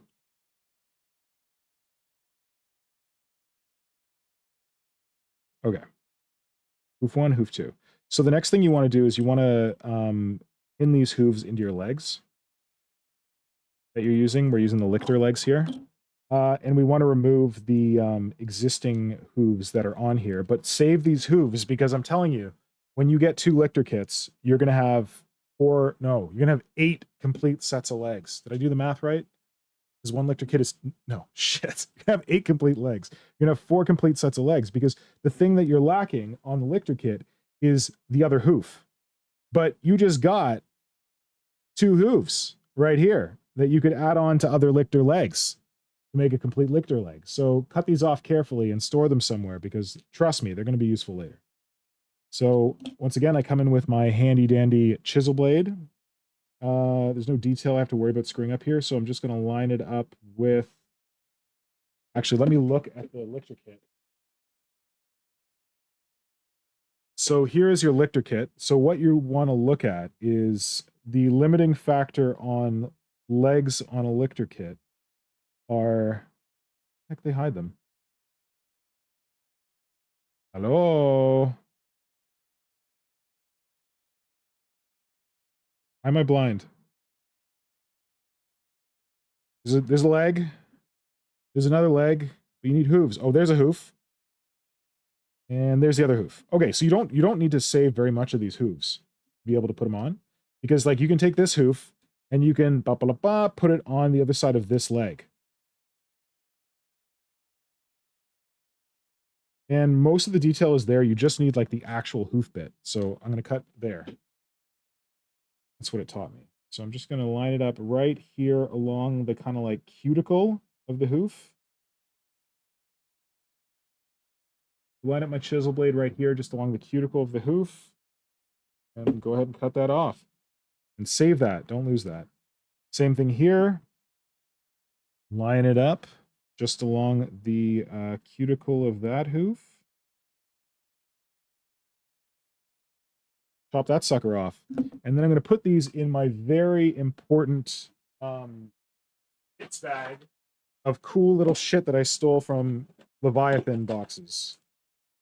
Witness, a whole bunch of Von Ryan's Leaper Claws that I got extra. Oh yeah, little tails off the end of the guns on Barbgaunts. This is where these guys are going to go. And I'm going to hope I don't forget they're in here later. I'm going to need them for a Lictor set of legs later. All right, there we go. Nice.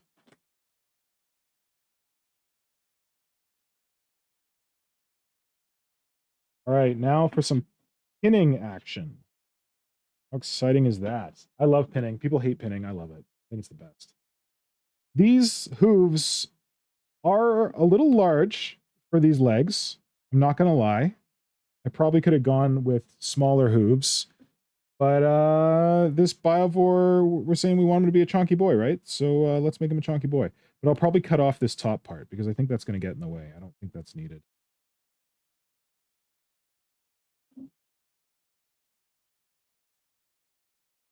Okay, so I'm just getting in there with my ugly snips. That's probably where I'm going to pin into too, so I don't want that to get in my way. There we go. Same on the other one. This like knuckle thing on my new hoof. Right? I should check the chat.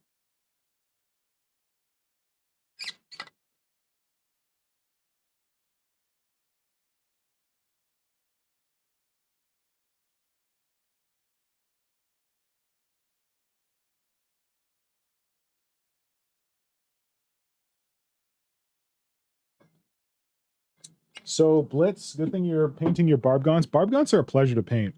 I've painted one so far. I'm working on it, and it's a lot of fun. There's a lot of detail there.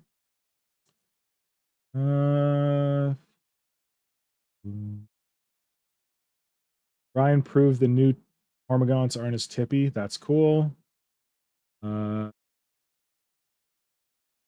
Oh, Vermis scything talons out of my yin yang. Yeah, thanks. Just got a fresh set of 6 Biovore scything talons. Oh yes, Tom Wilson. The beauty of this build is that you do get all the Biovore scything talons to do other fun stuff with. So I like that. Yeah, these hooves are definitely going to be overkill on this model. They're going to be very large, but who cares? Certainly not me. It's a good source for hooves. You want to find finer hooves, find yourself a finer set of scything talons and clip the top armor plate off, and they'll work just fine for you. But these are what I got quick to hand, so it's what I'm going to use. I'm just taking a little more mass off of these Lictor legs because I think it's going to impede the posing of the hooves. And then I'm going to get me a... Fuck, my camera. I really need to look up how to manual focus this damn thing. Not now, though. I don't care. All right. Need a pin. Here's a good pin.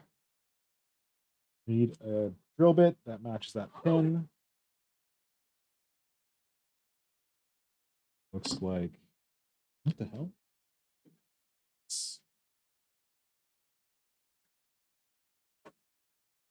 Hot tip, if you don't have God Hand pin vice bits, they're amazing. Get some.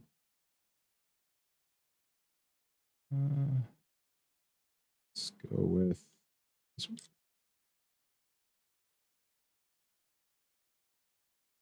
Yep, that'll work. Pin vice, that might help.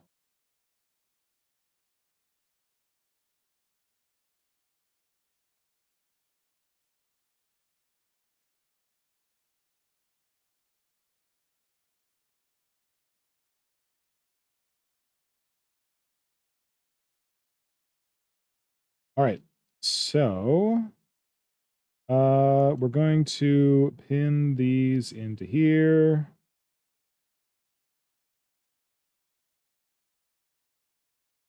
We're gonna need to clean these up a bit more.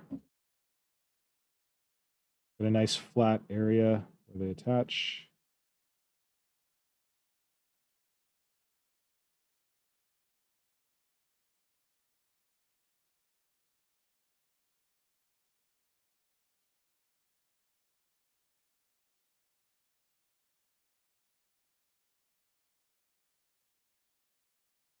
It's not important because you can just like clean it up with green stuff after, but cut more now, cut less later. What do I want? How do they? That one goes on this one. Sure. God, they're too big. Who cares?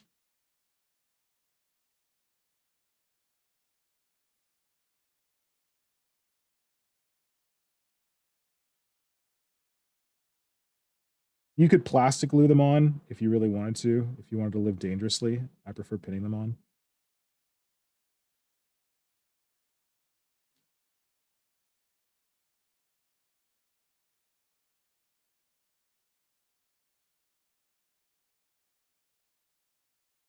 Oh, I need some super glue. That might help.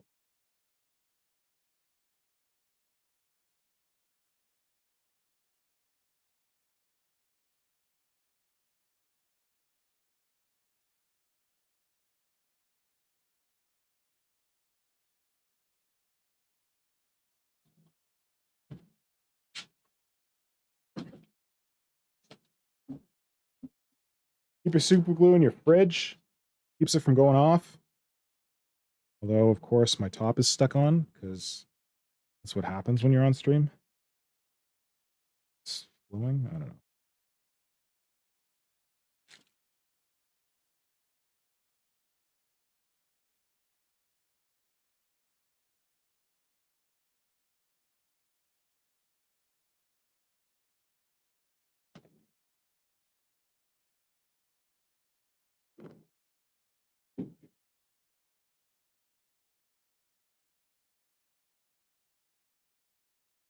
Tom Wilson saying that you think a scything talent is worth more than a hoof. I mean, you could like make a hoof from scratch if you really wanted to, but what I'm doing here is saving myself time. And if you think about it, in a kit, you only ever get 2 legs for each model. But in some of those kits, like the Monstrous Creature kits, you get 4 scything talons for one model. So I don't know. I feel like that's pretty good math. Where you get more talons than you need for one kit. So you just kind of accrue them. And I don't like things knife walking. And I mostly do gun beasts, so I don't use a lot of scything talons. God damn.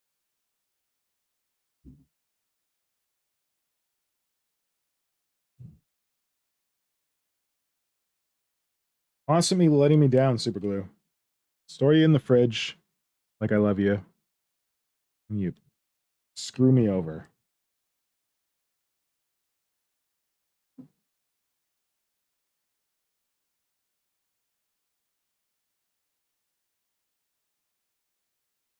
You gonna play nicely with the other children now?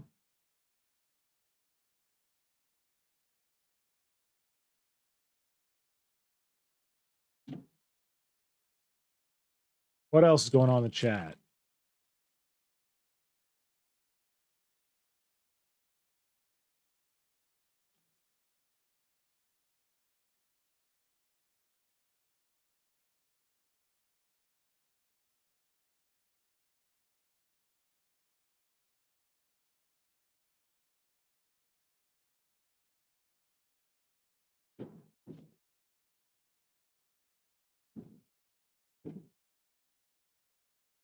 All right. Super Glue, are you ready to play nicely? Oh shit. When it rains, it pours, my friends.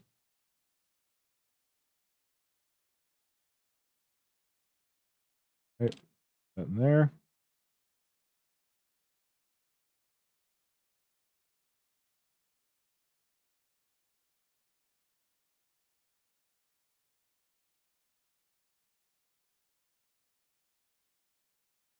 Fuck, what the hell? Oh, these are the clippers that I screwed up. Cutting the wrong thing. Oh. Oh man, why are there such big honking flash pieces on here?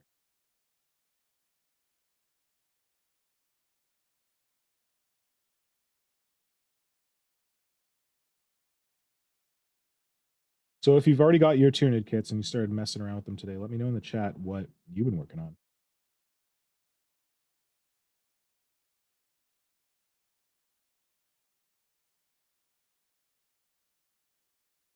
Okay. We're gonna do this. Up. Do that. I don't know what angle to do this. I'm just gonna YOLO it.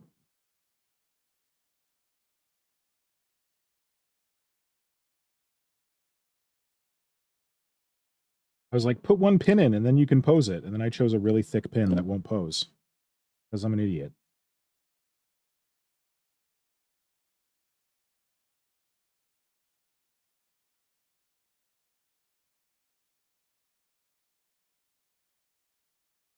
Okay, so I'm going to drill a hole here for the pin to go into the hoof.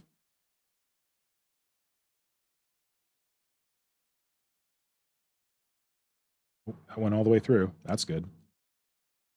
Hopefully I didn't screw up the angle.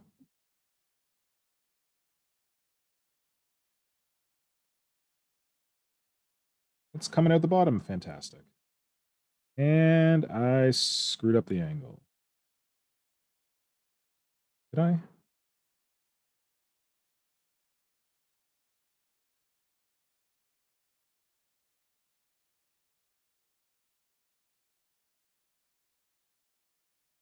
Okay, if I put it right in, it would be like that. That's definitely a mess.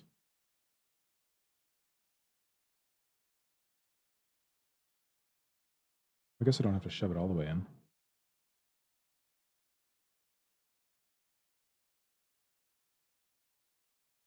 I kind of wish it was further back, but I don't really have the material. Screw it. Quick and fast, right? Get it done. That's what we're doing here. Looks good. Job's a good one.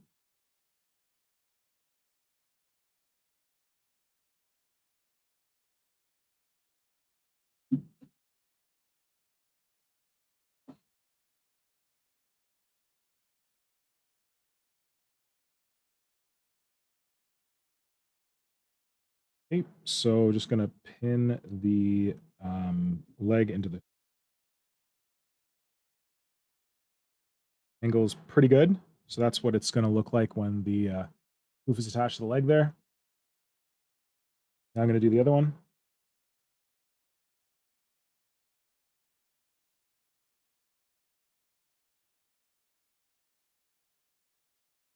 So once again, drill into the center of the Lictor leg, so you're not too close to the edges. Doesn't have to be on a special angle here. Just like same angle as the leg, more or less.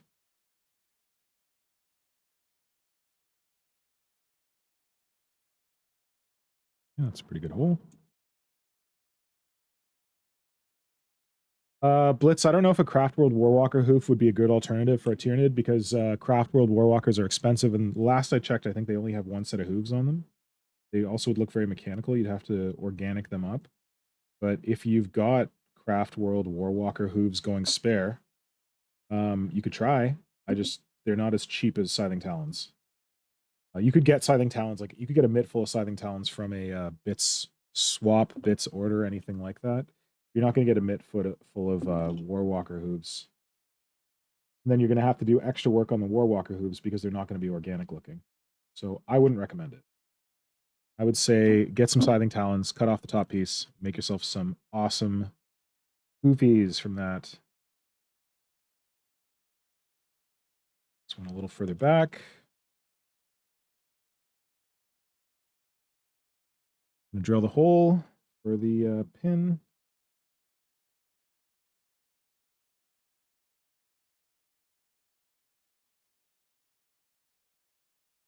Go. How does this one look?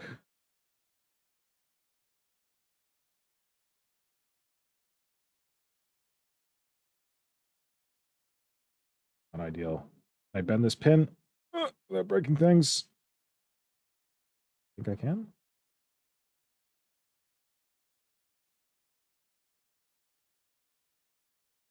Yeah, that's probably okay.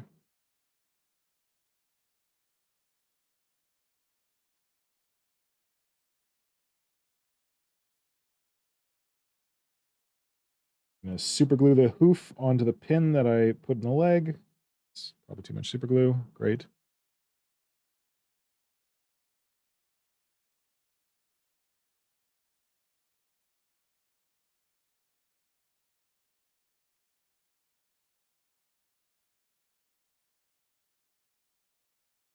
Let's have a look. More or less.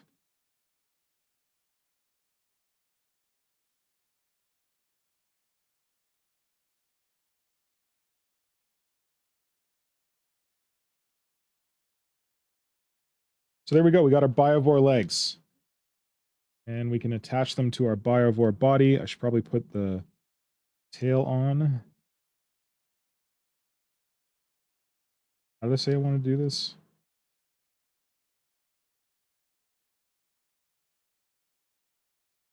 Oh, did I cut off the bit that helped with the tail? I don't know. What? Clear these top bits. So this back part where you're putting the tail on, there's going to have to be like a little bit of gap filling, I think, because it's not all, it's going together pretty well, but it's not going together perfectly. But you've watched my how to sculpt videos, so you definitely are you have no fear of backfilling, right? Definitely not.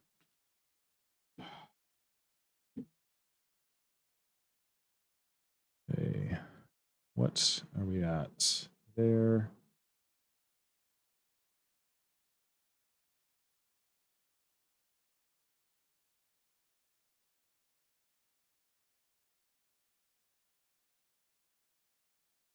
Where am I in the chat? Too tired to keep up with the advanced mathematics. Vermis, I never do any advanced mathematics. People are always like, what size is that pin? I'm like, the right size. They're like, what's the measurement? I'm like, I don't measure. I'm sorry. There's someone who I've been like corresponding with who wants me to like measure all these bits for him because he's doing a conversion. I'm like, dude, just hold them up to each other and see if they work. Nora, where did I put my Lictor hooves? Yeah, that sounds like something I would do. Oh yeah, please like this video. Please subscribe if you're watching it. This is a long, rambly version. I'm going to send this over to Dwarfenage. He's going to make a short, hot version out of it, so you can look forward to that. But for now, here's the faster, long, rambly one. If you ever buy a Trigon, you can always end up with a mountain of scything talents no matter what way you build it. Trigons are very good scything talents for hooves. I touched on that very briefly at the beginning, but these top armor plates from scything talons are pretty good as hooves. The Trigon ones are exceptional. They're like perfect right out of the box. So you've got a bunch of Trigon talons, or if you can find a bunch of Trigon talons in a bit swap, they're really good for hooves.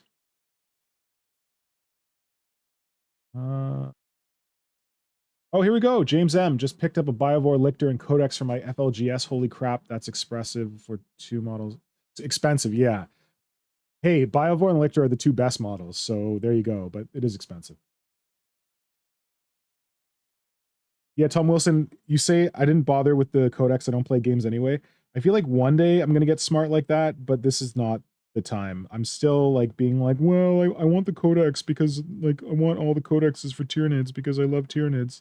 But yeah, I really shouldn't have gotten the Codex, especially because it looks exactly like the last Codex that I bought for stupid reasons. The one that came with the Parasite Amortrex that has the same flippin' cover. Whatever. At least now I have a perfect set. Okay, so I should pin this tail on. I really don't want to. I really just want to plastic glue this on and call it a day. But you can watch me do that now, and then you can watch me swear later when I snap the tail off because it's only plastic glued on. So here we go.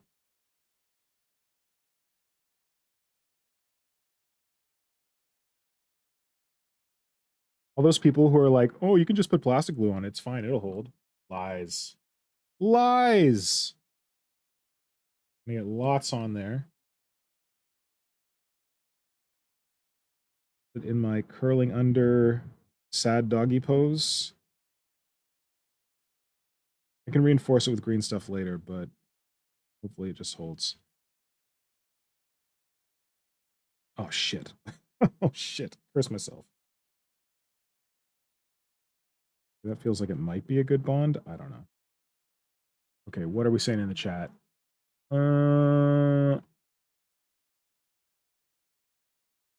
Oh, Dino Sly. Smart. I'm gonna make the mandibles point upwards to bring that orkiness back. That's a good way to do it. Raptor, could you build it backwards for a dung beetle posed butt gun? What are we talking about backwards? I'm not picturing it. All these people who are into butt guns. I'm not a fan of butt guns, okay? Everybody's all about these butt guns, but I'm not into them. You got to talk to Malak about the butt guns. He's the guy who's obsessed with sphincters.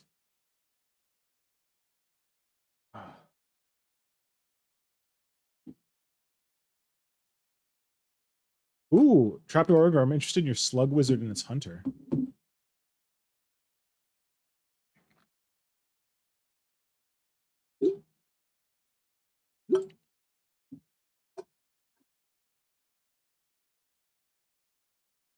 Oh, Dino Sly. Do you feel the angle of the Biovore gun doesn't make much sense for an indirect fire artillery?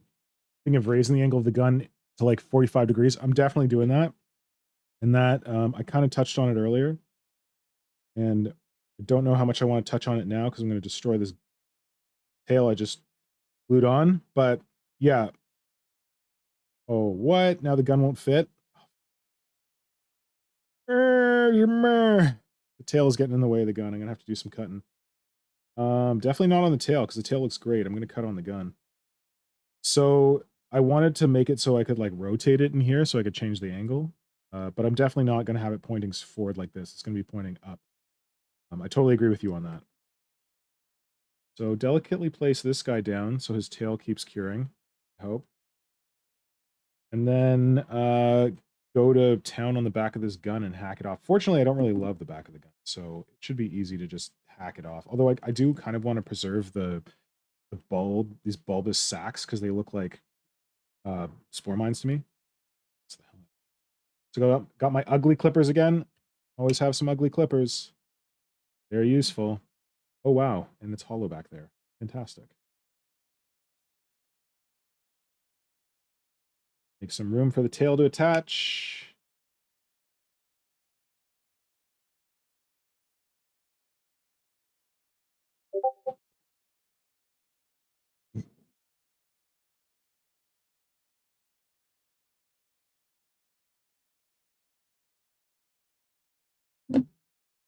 On a sec.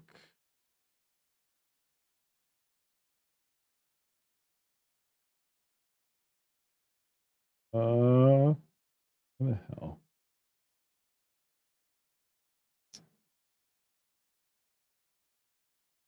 Damn it.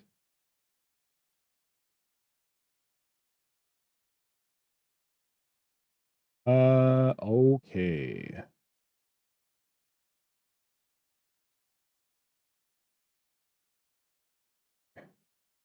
Whatever. Okay. So yeah, cleaning out the back of the gun here, because that's going to get in the way.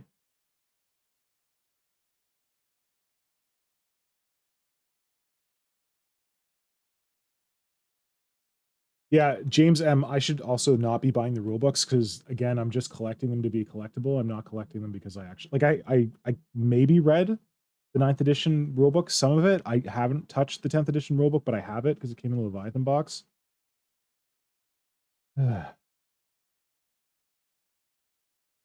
What angle Biovore gun is that, as long as I can stick it on the butt? Yeah. Vermis is another lover of butt guns. You can get a lot of butt gun talking. Smart. Big manuals. Meh. Trapdoor Ogre. Could you build it backwards? Oh, we've already catching up. Symbio Joe. Hi, buddy. Welcome.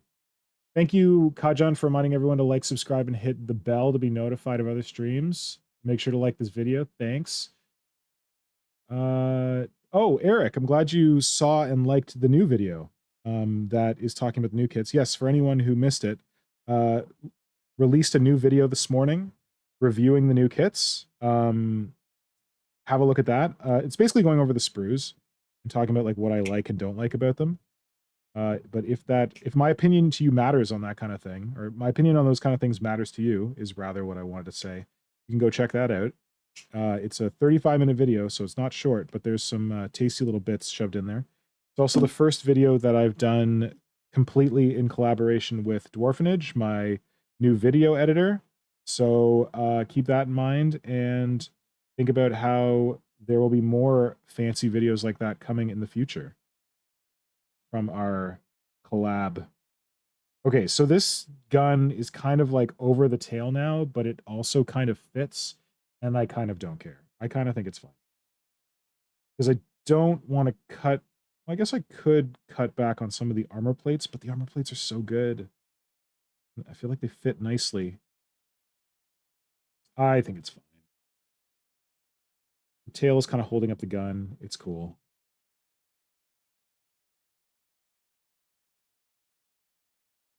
Okay, it's fine. I don't care. All right. Next, where should we go? We should get the legs and arms on this thing, eh?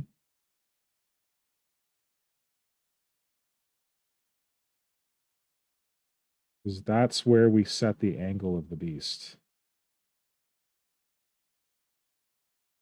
Feeling nervous. Hope this thing works.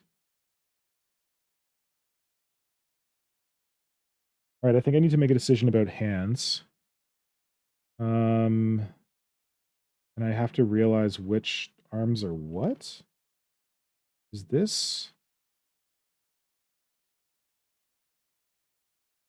Got all these Tyrant Guard arms, and I don't know which ones go with what. Like, I've got this one that's holding a Space Marine head. Ah, this isn't the right one for it, is it? Was it this one? It's the curled one.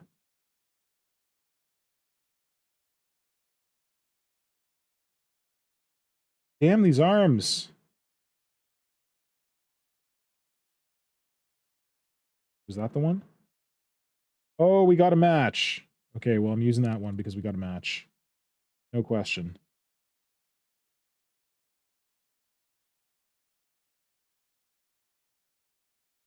For maximum big old brutish Biovore vibes, I'm going to go with the Tyrant Guard arms, which means that I have to clean a bunch of gross flash off them because they're old models.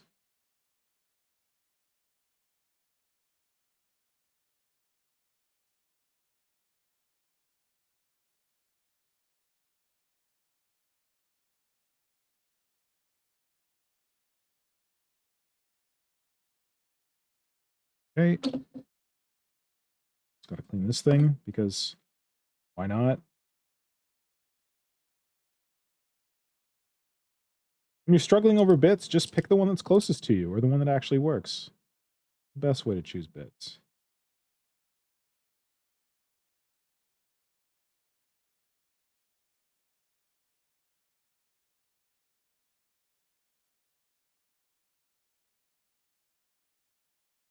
Okay.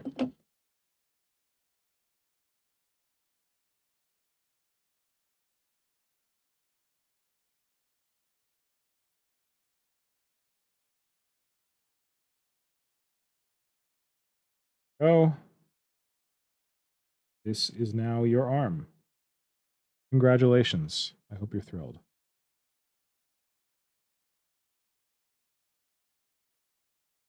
Where the legs are not long enough for these arms.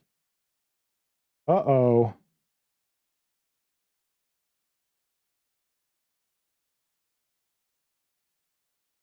Okay, so that's his left arm. What are we going to do with his right arm? Struggle through a bunch of bits that I don't have the proper claws for again. Fantastic.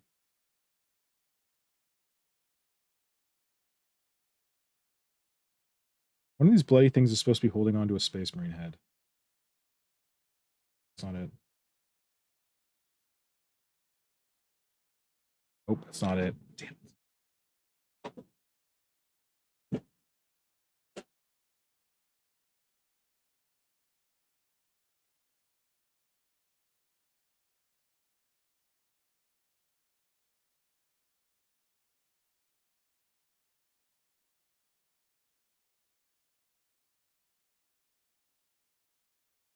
Stupidest bits.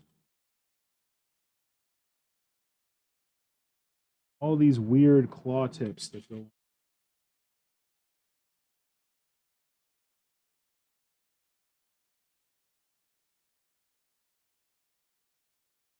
I hate you all, you stupid little bastard. Okay, hopefully one of those is.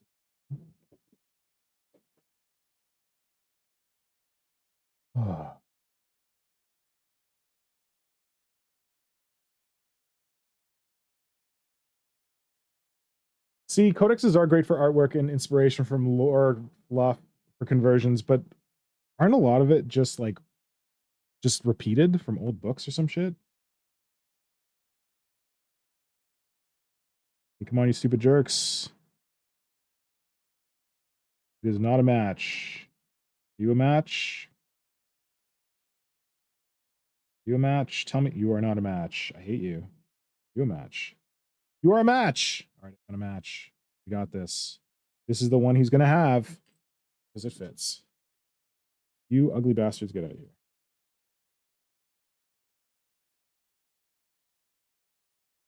Assemble it and clean it later.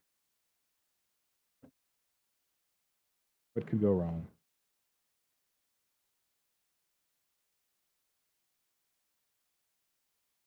So yes, though I initially considered using Lictor rending claws on this guy because they are there's an extra pair of rending claws with every Lictor. I since changed my mind and went with the Tyrant Guard arms because they look more like the old Biovore arms. I'm going to cheat. That's what I'm going to do.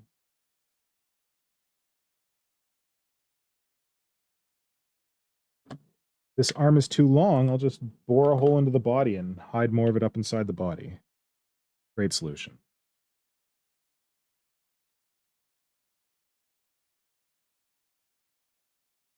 Look at Kajan. Look at everybody jumping in here and promoting hawking my wares. Thank you, Kajan, for promoting my Patreon in the chat. Yeah, if you look at that video this morning and you're like, wow, that's an awesome video. I want Mr. Pink to put out more videos like that. Patreon is a good place to support me because apparently paying a video editor is not cheap. I mean, Orphanage is very kind. He's giving me like a cut rate, but yeah, the Patreon money goes directly to, oh, for frack's sake, Patreon money goes directly to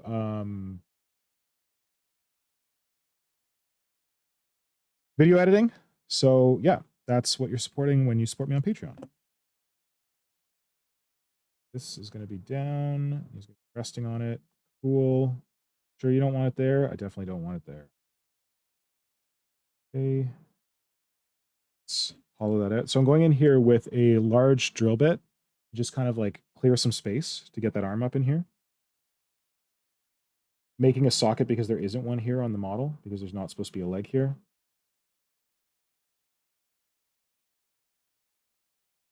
And yeah, if you get your drill bit in there, don't drill like a straight hole, kind of like wobble it around. It helps to like clear out that cavity socket for the arm. You could also do this with a Dremel. I find it's more mess and more noise to do it with a Dremel, so I just do it with a pin vise, and it works okay. It's not good. Okay.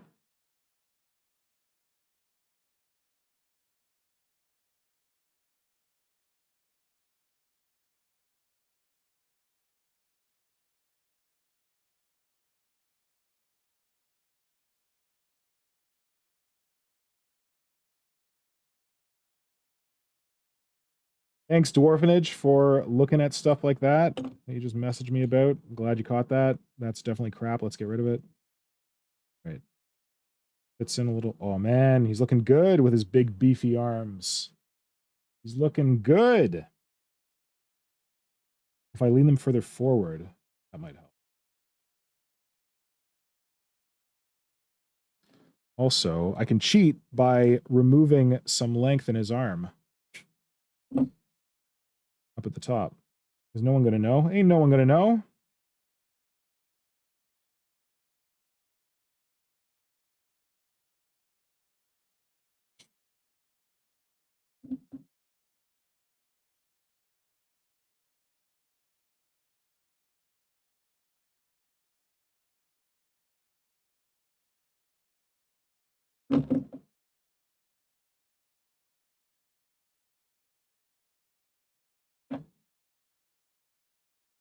And then what about this one? I should probably make a socket for this one as well. So got to do some cleaning.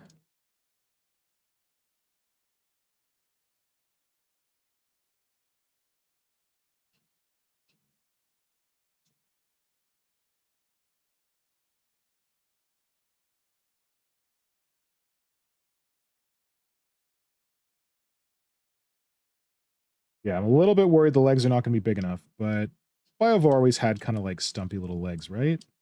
It's going to be fine. All the more down-home, orky feelings from the original.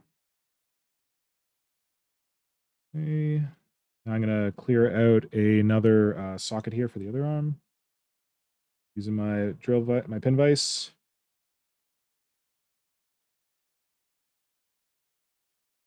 Uh-oh. I am pushing up on the back carapace here, which is tenuously attached because I removed the rest of the creature's back carapace. So I can feel it shifting here. I hope it doesn't pop right off.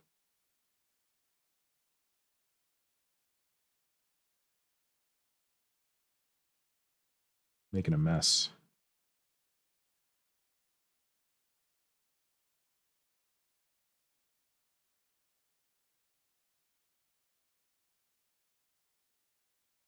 Oh, yep, I need to not push up there too much. It's bad things are happening.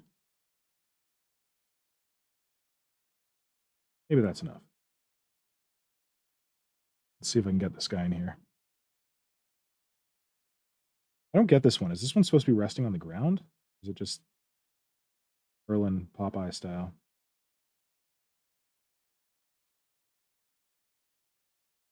Oh, it's getting impeded by the carapace a bit. Maybe it's okay.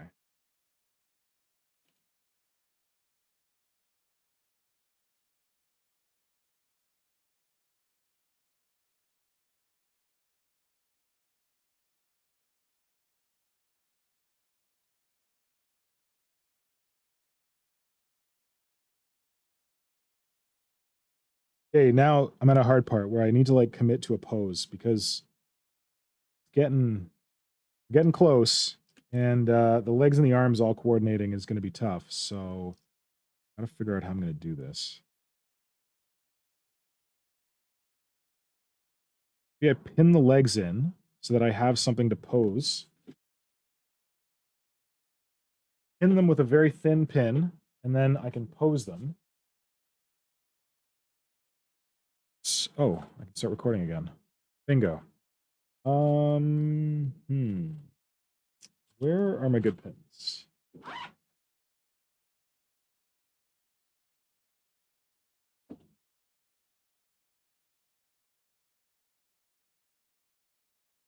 Right, I got this.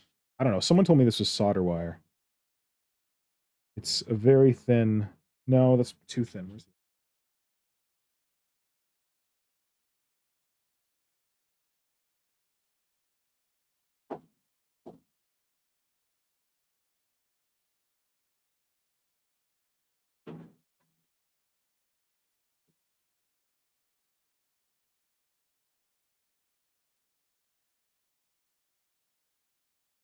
Be right back.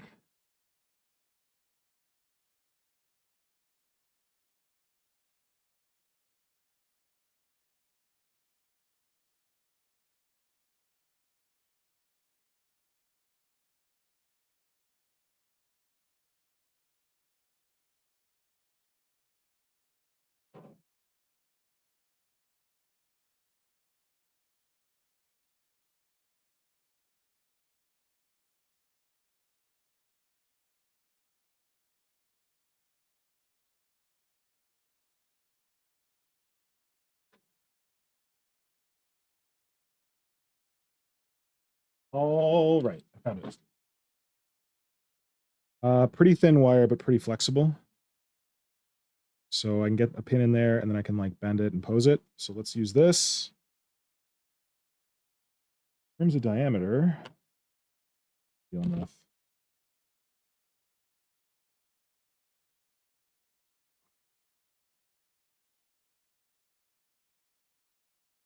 That is too big. That is a 1.1, so smaller than 1.1. 9.9? Let's see. Yep, that'll work. Big chunker out of here.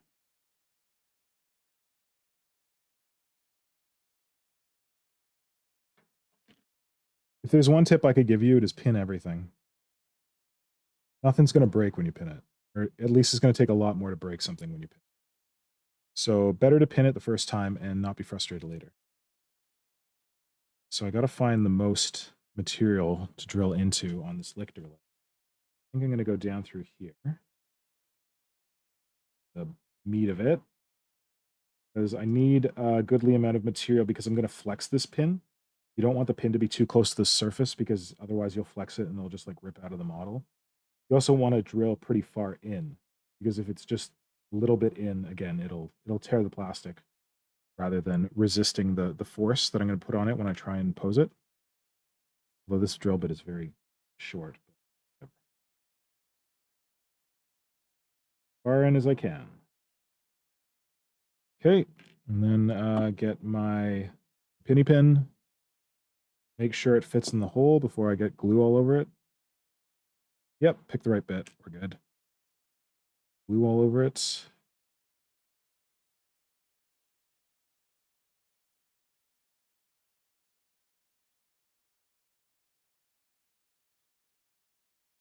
That in there.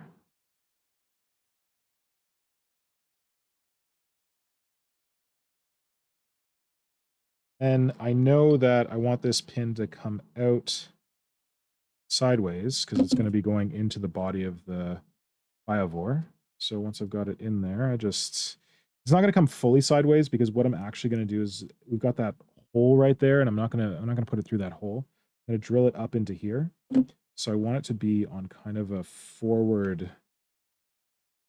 When you look on it from above, oh, I've got it in the complete wrong direction.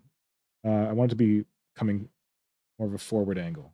So I've go, flexed it like that. I think that could be okay. And then what I tend to do is I'll cut more off the pin than I leave more of the pin there than I need because then I can always like adjust the length. You don't want your pin to be too short and then because you can't ever add more, but you can easily cut it down, especially if you've got like this much wire that you're working with. Let's do it again over here. This is weird. You know what? I'm going to cut this thing off because this is a weird thing that's supposed to like interface with the Lictor. I guess it sets the pose. And I want to pin down in here. So this thing's just mostly in the way. It's not going to give me very much material to pin into. So goodbye. Adios, muchacho. And get down in here. Then you want to go deep into the leg.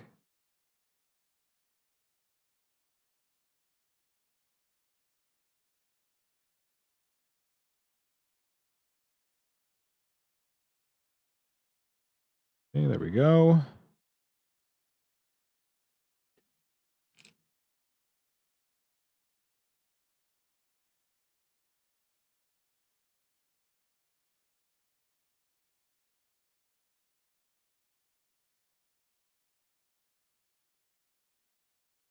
Put some glue on there.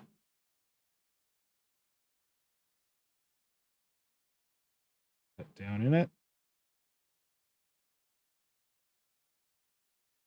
And then once again, I gotta curve this forward kind of. Go. Leave a little extra pin. Now, attaching him to the body. So, oh, we can cheat. I'm worried about these legs being too short. So we don't have to pin them like way up here. We can pin them like down lower a bit. So they're sitting a little below the Biovore, although I need to twist this pin up a bit. So what I'll do is instead of like pinning into here, because I'm worried they might be too short, I'm going to pin down here. And we can fudge it a bit, but the other key thing is I don't want to put this pin, when you're looking at the angle of the pin, I'm not putting it straight through the model because I'm going to have another pin coming in the other side. I'm going to angle it up like this so that this pin goes in like that and the other pin will go like this and they're not going to go into the same hole. So that's why I'm angling the bit thuswise. Make sure I'm going into like the bulk of the, oh wait, is this, oh, this thing is hollow inside. Oh God, I hate that. I hate that all Tyranids are hollow now. They're not as amazing to pin because it means there's less material here to stick the pin into. The only thing to really think about there is that you want to get the pin the right angle before you flex it, because if you flex it in this little material, it might tear the material. Okay, so there we go. Now we've got a leg in there. Flex. We even flex and make it a little higher if we want it to. Right, well, we can figure out the angle. We don't have to figure it out just now, but we've got that. We're ready to put it in. So let's get a hole on the other side for the other leg. See what we want to do with that. Then figure out our pose.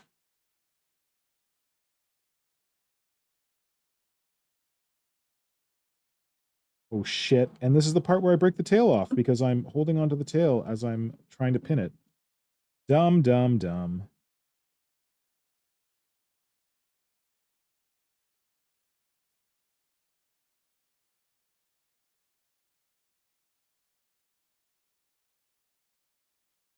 Okay. Let's try this leg.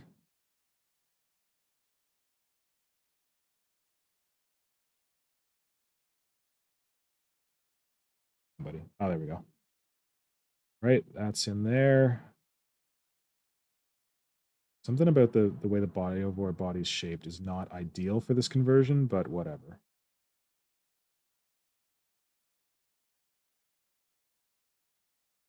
So we can get the rough pose we want with these pins, and then what we do is we can go in and set the pose with epoxy putty. We don't need to get it exactly right now. I'm just modifying this pin so the leg sticks out a little more from the body for it. Okay, oh, it's looking okay. Oh shit, I'm reefing on the tail again. Dumbass. I think we're getting there. Okay, so now I think I just need to shit or get off the pot. I just need to commit. I just need to get the arms on there. You get the legs on there. If I really wanted to be obsessive, I could put pins in the arms as well. Help me like further pose stuff, but I don't know if I'm going to bother. I think I just want to get this done because we've been here for, how long have we been here for? Lovely people. Where does it tell me how long the stream's been going on?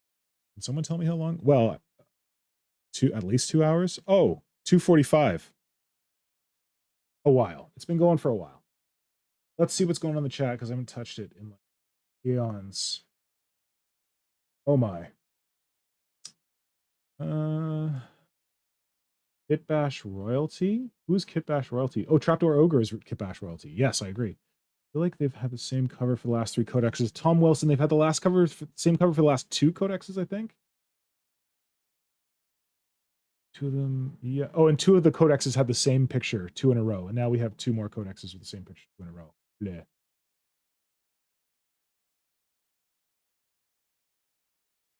I think the reason they're reusing the space, sorry, they're reusing the codex art is that they want people to buy the special editions. I'm guessing that's the whole thing on them. Because I actually considered buying the special edition, which is way more expensive, just so it could have different cover art. And I'm like, I barely use this thing. That is dumb.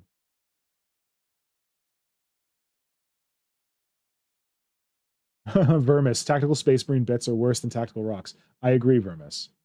I'd rather put tactical rocks on my models than tactical space marine bits. Do not search the minutes for the party K. Do not have.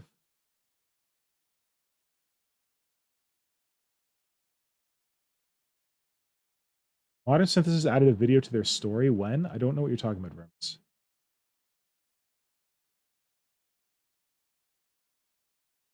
Oh, you think that I just... Wait.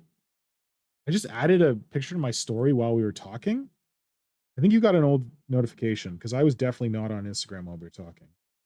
Unless, like, Dwarfenage could have uploaded a video to my YouTube, but not my Instagram.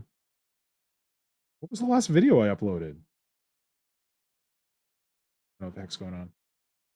I added a video like this morning advertising our new YouTube video, but I don't, whatever. All right, back to it.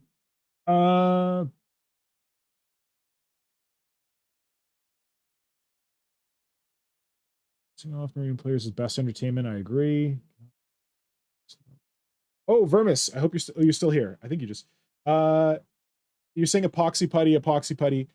Vermis, I got a story for you. When I went to pick up these Tyranid models, I was in my friendly local gaming store, and there was a guy in there, and literally as I walked in, he's like, "Hey, so which one of these epoxy putties did you say that I needed to get?" Again, to like the guy who like works at the store, and the guy who worked at the store is like, I only really have experience with green stuff because like I've only done like sculpting. I don't really know about the other stuff because like the store stocks, they have a little thing of epoxy sculpt, and then they have green stuff, they have milliput." And just as I walked in, so I like sidled up to the guy and was like, "What is the nature of your green stuff emergency?" And he's like, "Well, I'm looking to make like a fender on a car, and like I just want to like extend it like a couple of millimeters, and but I need to like sculpt it in, but it's not going to be that big." And I'm like, "Okay, so I assume you're going to want to sand it after, right?" He's like, yeah, I'm probably going to want to like sand it and buff it." I'm like, oh, my friend, what you are looking for is milliput, because milliput is far more sandable than green stuff. Or you could use epoxy sculpt, blah, blah, blah. So I literally rolled up on this guy and was like, total creeping. Like, hey, I'm eavesdropping on your conversation. Can I help you getting some epoxy sculpt or epoxy putty? So I felt like I was doing my job. And then he got his milliput. He went with milliput superfine white. Vermis. I honestly had a moment where I'm like, can I message Vermis right now and ask him what so right here I'm gluing in the I'm plastic gluing in the Tyrant Guard arm. I'm just committing to a pose, hoping it works. So Vermis, I thought about calling you because or messaging you or something, because you know milliput way better than I do.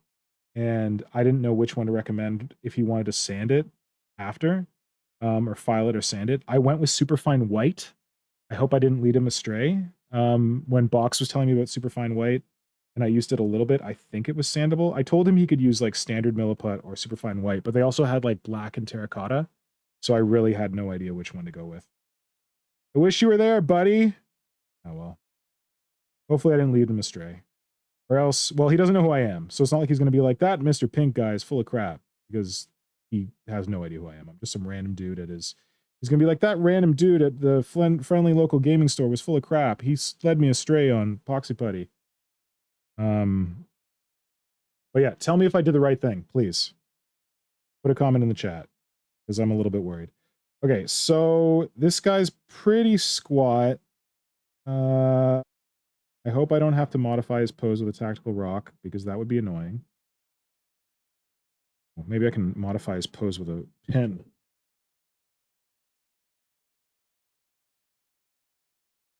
So you can fudge pins, but it gets a little mathy, where you like bend them up and then bend them in. Works better if you have two different pairs of pliers. I am lazy, so I'm doing it the old-fashioned way, which is with my fingers.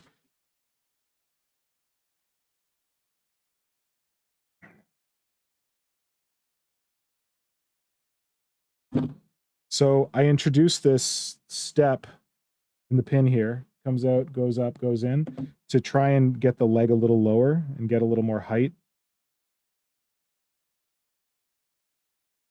And tweak it on this end. Oh, that is weirdly low for that socket. Oh shit, this is not gonna... Maybe I can just fudge it with green stuff and hope for the best. Maybe I drill another hole higher up, thus eliminating all the work I just did. Fantastic. Let's see what this looks like. Now I got some options.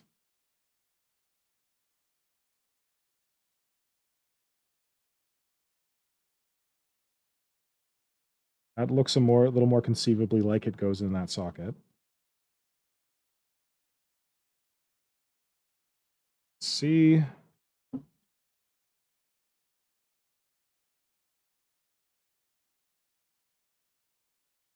Oh, there we go. I think the two are kind of aligning. Might be able to fudge this pose a little bit by tweaking the bottom pin slightly. There we go.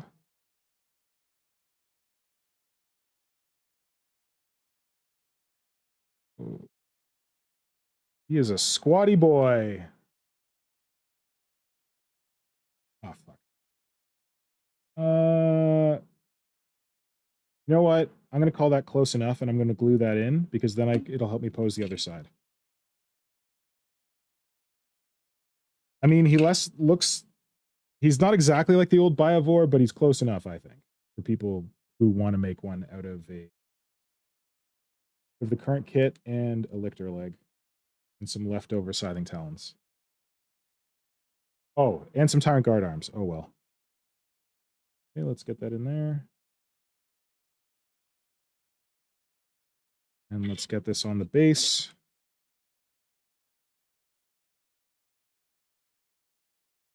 Because, like, I think the thing that's bothering me is that with the old Biovore, it's like the head is down and the butt... No, the butt is down and the head is up. But because this guy is so... Like, his body is so level, it's hard to get that exact pose with him. But I think we're getting close enough, basically. He looks more like a lion, like feline kind of thing than the old guy, but best we can do with what we got. Let's see when he's all together. I was also worried that he's not going to fill out this base because he's got such a giant base without his spider legs. So part of me was like, oh, do I make a thing where like the spore mines are stored on the base with magnets, and then when you use the spore mines, you can take them off, and that fills up the rest of the base space? I don't know.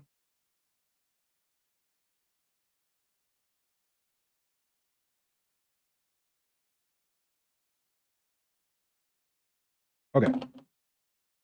So I don't think this other arm is going to be like pose necessary for posing. I think it's just kind of like just fist bumping somebody. Because I don't know if it's the armor plates getting in the way or what, but like I guess it could just be like kind of swinging forward, getting ready to pose or something like that. Or I guess I could put a tactical rock here and I could put it on that, but that seems like cheating. Actually, it's kind of on the ground. We'll see how it goes.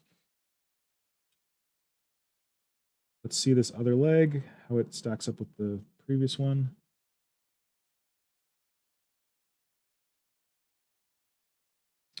He does kind of look like he's squatting down to take a poop, but, you know, that's okay. Happy dog Biovores can squat down and take a poop. Let's see that base.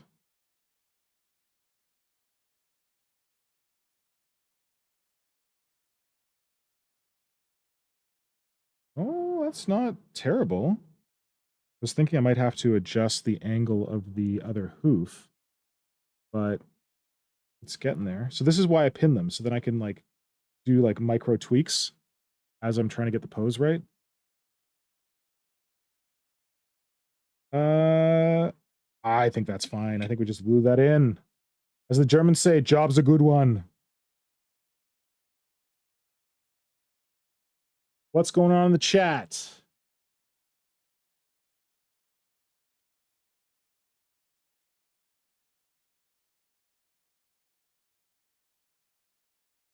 Oh, I'm sorry, Symbio Joe, that you weren't able to purchase new miniatures, but good work on painting the existing ones. Tom Wilson, I'd have stuffed green stuff in the cavity of the leg and put the pin in that. I don't recommend putting a pin in wet green stuff. I'd rather let it set and then drill the pin into it that way.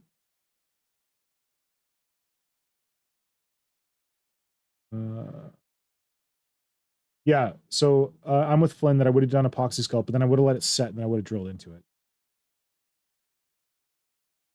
And as Symbio Joe, you guys are all masters of green stuff. Pure green stuff is not that easy to drill as a mixture. Symbio Joe is right. Don't drill. If you can drill something, drill milliput, drill epoxy sculpt. Don't drill pure green stuff because pure green stuff is too rubbery. It's not really great.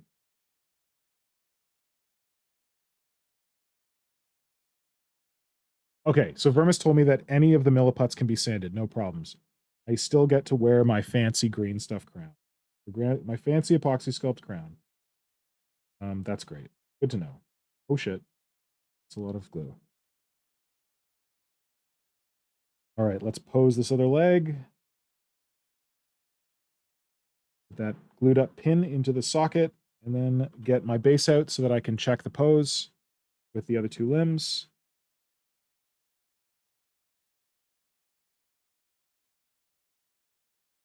I'm gonna be too hunched over. Oh no! Of course, plastic glue is failing me. The other arm that I plastic glued in is moving. This is why I hate plastic glue and pin everything.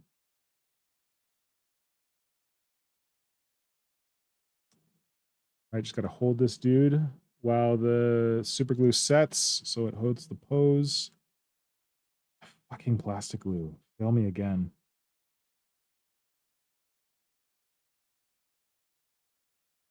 What's going on in the chat? Mini rock.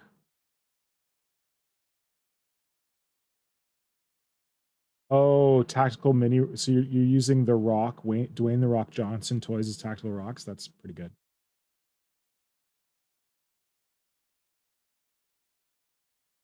Remus, I'm glad you approve of this squatty old Biovore boy, even though you like the spider Biovores. Spider Biovores are cool, don't get me wrong. I'm not doing this because I hate spider Biovores. I'm doing this because people really like the old big fists squatty Biovore, and I'm like, you know, that wouldn't be too hard to convert that model into squatty Biovore, so I just wanted to show it. Dirty Bird! Man, haven't seen Dirty Bird in a while. Welcome back, Dirty Bird. Good to see you.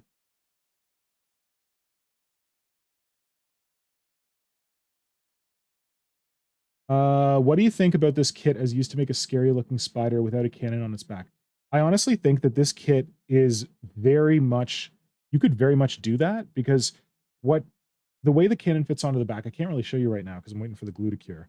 But there's this weird cutout of the back that I basically covered with the tail. And you can just modify the tail to cover the cutout where the guns slot in. The guns are very much not a part of the body. Like I had to cut, because I'm mounting the gun higher up on the back and not like in the tail pelvis area, I had to cut out part of the rear carapace that you could just leave in. And you could leave the gun off and it would be very easy to leave the gun off. You just got to modify the tail so that, just modify the placement of the tail and everything's good. But I'm curious about what you want to do with your freaky spiders without guns. Are you going to do those as Ravners? Let us know. The problem is that like this Biovore kit is so cool and you could use it as like a Ravner. You could use it as like a Tyrant Guard, but it's so expensive. It's like $60 Canadian for a Tyrant Guard. Like that's a lot of money, or $60 Canadian for one Ravner. A bunch of folks in the Discord have been having really good ideas for like what we could do for alternate Ravners, because Ravners are okay. You know what I'm going to do? Because I'm so mad at this stupid fucking plastic glue. I'm going to go hardcore. I'm going to get out my baking soda. I'm going to get it. Oh, sorry. My soda, bicarbonate of soda for you British types. I'm going to get out my super glue and I'm just going to load it up. I'm going to cement this fucking arm in place because plastic glue has failed me for the last time. So you're just going to layer, if you get in this situation where I'm into, where the plastic glue is not your friend, just get a big wad of super glue. In fact, you should probably get your baking soda out before you put the super glue on. You get a big wad of super glue, you shove it in that joint, you get a big scoop full of baking soda, and you just drop it in there on the super glue. Don't worry about it. You can shake the rest off into your baking soda container. And what happens is that the baking soda reacts with the super glue instantly and makes a pretty strong bond. I don't know how the plastic glue is going to interact with it, because there's also plastic glue in there. Also, I should check the pose before I set this in there super tight. Oh, fuck. That arm forward.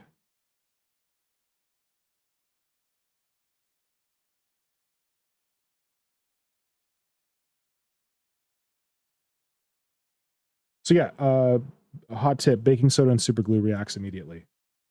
Well, pretty much immediately.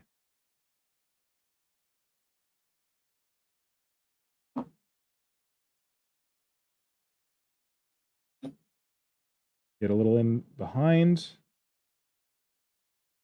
This might be a bad idea because I've got plastic glue in there, but I really don't care right now. I'm too angry.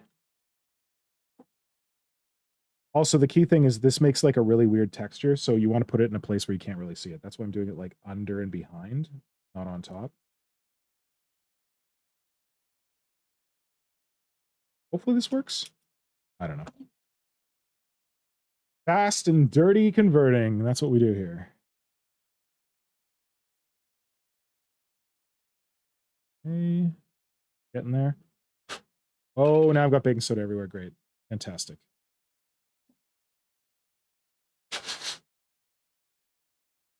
You can also use your breath to set super glue. It doesn't work perfectly, but the humidity in your breath will set it. Like glob some more super glue on here because we got some more baking soda on the underside.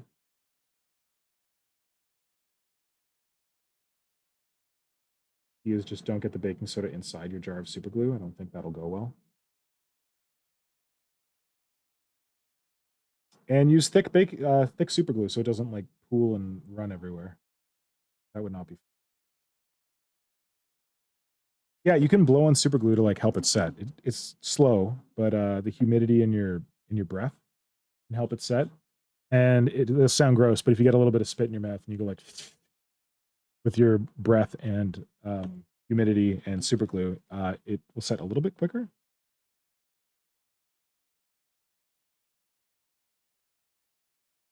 Big old glob of super glue down there.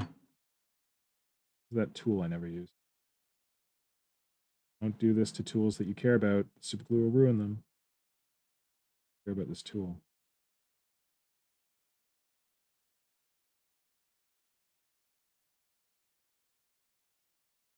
Good enough.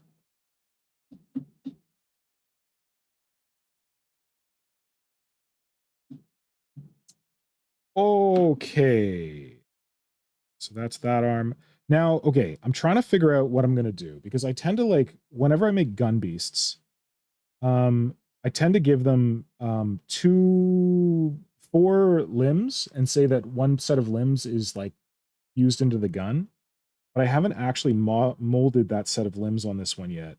And part of me is like thinking of using this forward limb port, and putting like little scything talons there that are kind of useless, and just having the gun just be slapped on the back. Or what I could also do is I could use this other port back here that I'm kind of opposed to because I feel like it's weird and really far back and not on the actual rib cage of the model. And I could put an arm there, like connecting into the gun. But I'm leaning towards just filling that one in, having the gun just be like attached to the back, and then putting like little rending claw or little scything talons up front. What are people thinking? How do you feel about that? Would you be offended if I put a little set of scything talons at the front? Tell me how you feel. Also, the angle of this gun is pretty much set because I can't. I guess I could cut away the armor plate at the back. Smart. I wanted to preserve as much of the tail as I could, but there's this like armor plate that comes up here at the back, this lip. And when I'm putting the gun in there, it's pretty much sitting on that lip. So I'm trying to decide if I cut that lip so the gun can fit further in. It might be cool, because then I could like...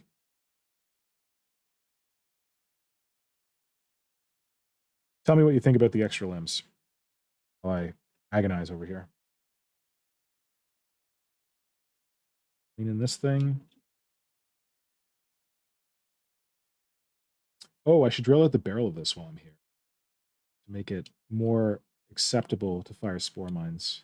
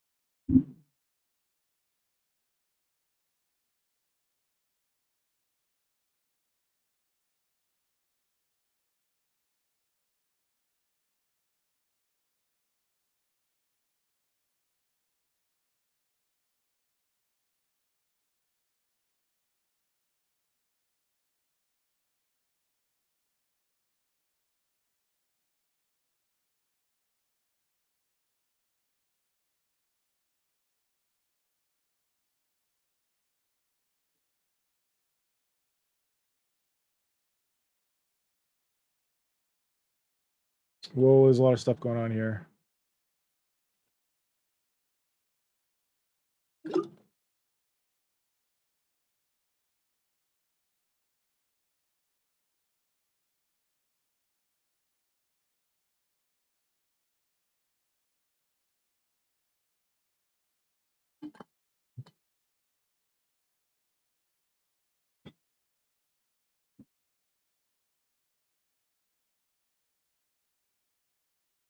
I like Vermis's 40K meditations and his hobby retreats with sculpting, painting, and meditation. That sounds good.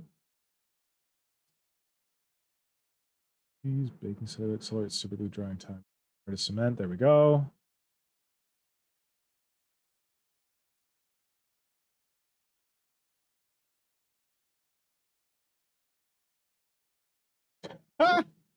Thanks, Flinhammer, for plugging Fenris Workshop, but I don't know that Fenris Workshop has Biovores in stock right now, unfortunately.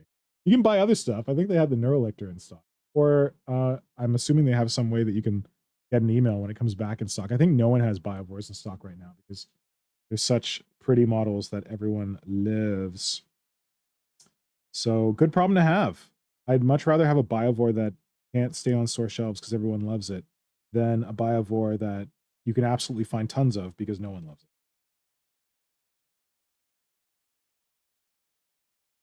it. Okay. Right.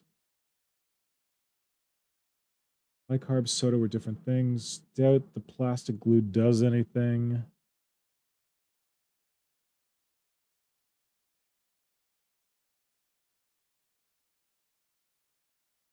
What brand of plastic cement am I using? I'm using Tamiya.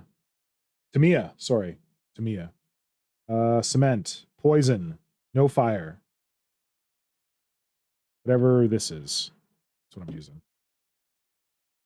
It's not extra thin, that's for sure. It's kind of goopy. Little extra hands to better eat things. That's a good one, Lonely Sandbar.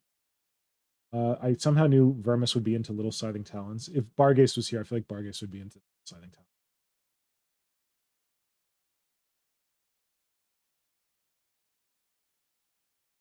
Hey, people are on with the talons. Give the gun a sphincter. Yeah, I'll probably do it. Go for it painting. Hey, that's new. Welcome, Go for it painting. I don't think we've seen you here before. Matthew Willetto picked up the Neurolictor this morning after my video. Matthew, I hope you ordered it from Fenris Workshop. Apparently, Go for it painting knows Vermis. Maybe. That's good. I picked up the Neurolictor this morning after watching my video. I didn't order it, but I realized that I could probably use the Neurolictor legs for my big swole Neurotyrant. If you haven't seen that, check the community page here on YouTube for a shot of it. It's swole, it's big, but I want him to be like floaty. Basically, I want to field it like a winged hive tyrant because I don't like wings. You know anything about me? Flinhammer loves Shrikes, loves the idea of winged warriors. I am not about wings. I don't know why. They don't appeal to me for Tyranids. So I want to find a way be able to field like a big floaty psychic hive tyrant that's a big bruiser. But like I don't want to use the Neurotyrant rules because the Neurotyrant is actually kind of like fragile. So I thought of using a big floaty Neuro Uber Tyrant, but I want it to have like atrophied legs. I thought that the Neurolictor legs would be perfect for atrophied legs. So I was like, oh, do I really need to buy a Neurolictor? I don't know, man. I bought a lot of Tyranids this month. I'm like, well, I'll tell you what. I'll go into my friendly local gaming store, and if they have the Neurolictor in stock, I'll buy one. And of course, I kind of knew that they were going to have the Neurolictor in stock, because the Neurolictor is like the one Tyranid model that's staying in stock. Apparently, it's not as popular as the Lictor or the Biovore, which everyone's snapping up. There were no Biovores on the shelf at my FLGS when I went there. Fortunately, I had pre-ordered. There was a Lictor on the shelf. There was a lot of Hormagaunts, one box of Termagants. There were 2 Norn Emissaries, which surprised me. And then there was I think a box of Gene Sealers was still in stock. So that's the popularity of Tyranids based on my local. And love these armor plates, but they're kind of getting in the way of my arms. Okay, what do? Do I do plastic glue on this side, or do I give up on it because it failed me and just go pure super glue? I want to get things done quick. Super glue it is.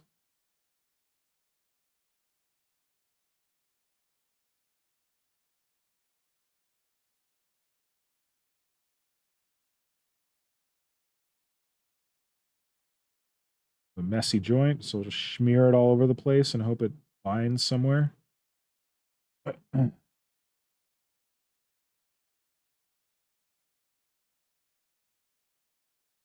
think that this can be on the ground.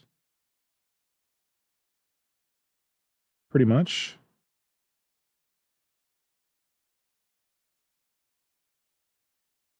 Right. Got my last limb there. I'm going to give it a chance to set a bit, and then I'm going to go in and fill it with some baking soda to make sure it holds properly. Not exactly leaning on it, but it's touching the base, which is fine.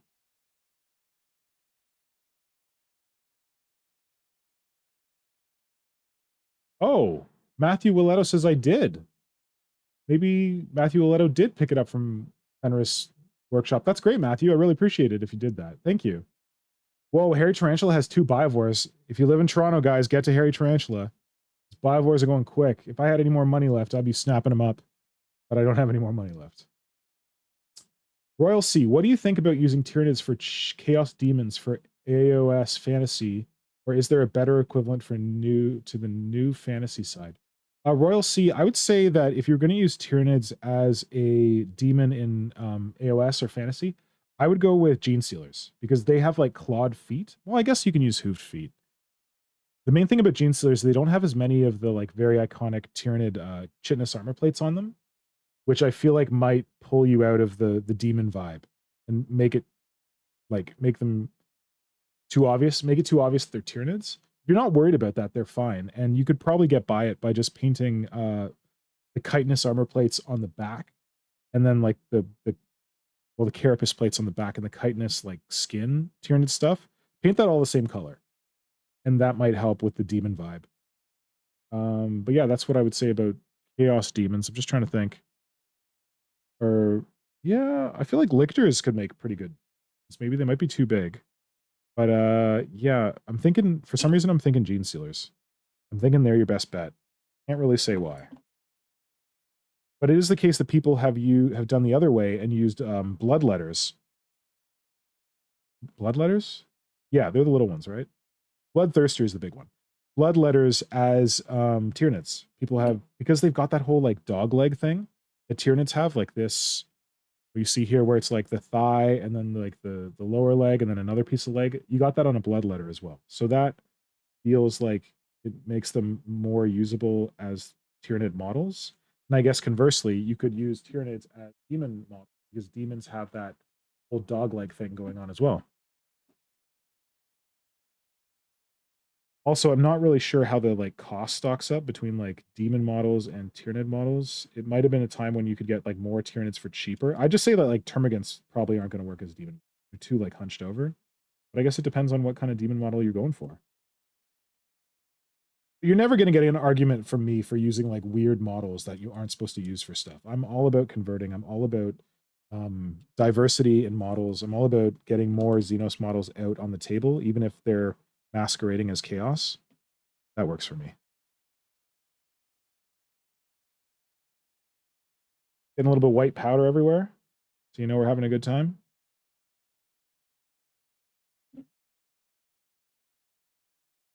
So it looks a little of a mess when you use like the baking soda like this, but if you just hit this with some water, or you just blow on it a bit, a lot of that baking soda is going to go. And even after that, once all the glue is fully set, you can take a dry brush and you can just hit it with a dry brush really quickly, and that'll knock off a lot of the baking soda. Like I just gave him a quick blow, hi-oh, over there, and most of that baking soda already came off. All right, check out this little lion man. I don't know if he's exactly the Biovore that everyone was hoping for, but he's getting there. He's got his like little power lion pose. His butt is too high. If I cared, I would find a way to make the butt lower, make it more like the old Biovore, but whatever. We ticked the box. All right, now we got to get the gun in there. Oh, I should find some cute little scything talons. If you are looking for cute little scything talons, the place to find them is the Zoanthrope kit. Although, I've got, I'm like, maybe I can use these cute little Norn Emissary scything talons. They are monstrously large. That's the one thing that's way too big on the Norn Emissary kit. So I will not be using those.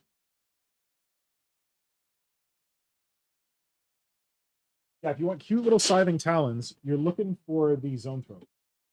Because the Zoanthrope has got some awesome vestigial Scytals that work great.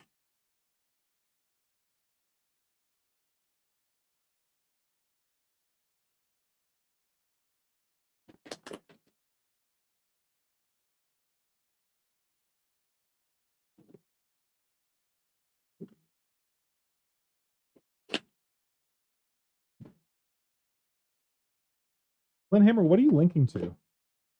YouTube channel. Oh, is that? Oh, are you linking to the big, thick Hive Tyrant I'm working on. So thank you.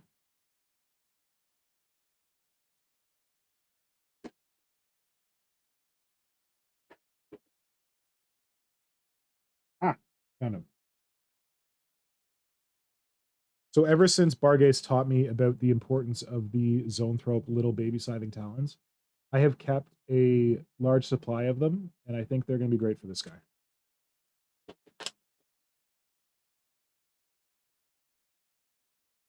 You could totally just like leave him at you could totally just leave him at 4 limbs if you really wanted to, but I feel like there's a port there on the model.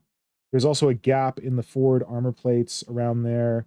I feel like they would mirror his little mandible things, so we're going to put the Cytals in there.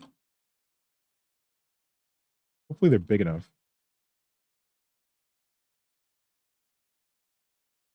Okay. I think I've high graded all the really big ones for other models. So maybe I should go for a medium-sized one. Not the tiny, not the big. Maybe these ones. Oh, they don't have a lot of... Oh, because these ones had another talon molded into the top of them. So these ones had another talon molded into the top of them. So there's a bit of detail missing there. This one's better, but I can probably work with that. Oh, this one is has more detail on it. Cool. Okay, I'll use that one.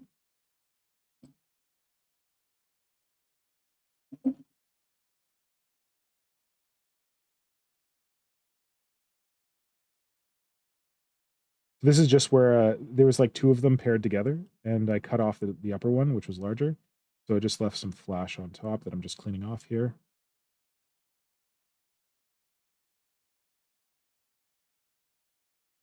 Man, Zoanthrope kit is a kit that I cannot get enough of. There's so many good bits in that. I don't love the Venomthrope heads, but the Venomthrope whip arms are good for like tails. They're good for whips on other things. Of course, the Zoanthrope heads are phenomenal for making anything psychic or making shields.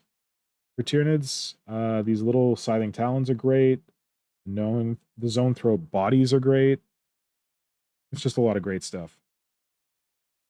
Almost scratched my nose with a scalpel. That would not have been good.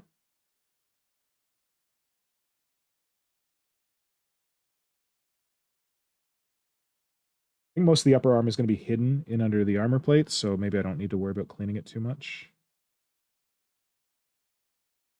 I think that'll work okay. I mean, they're definitely atrophied, but they're neat.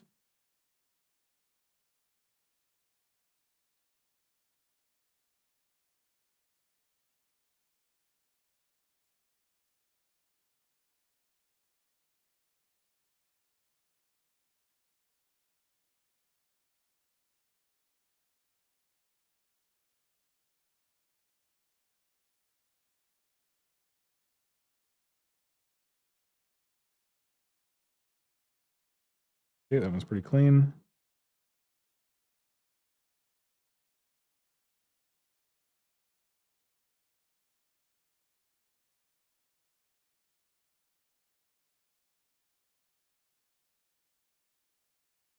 Okay, let's get these suckers in there. They're pretty small, so maybe I'll use tweezers, although the tweezers never give me that much real control.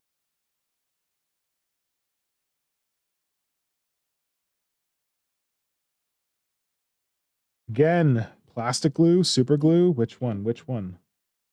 Let's go plastic glue on these. I'm feeling like living dangerously.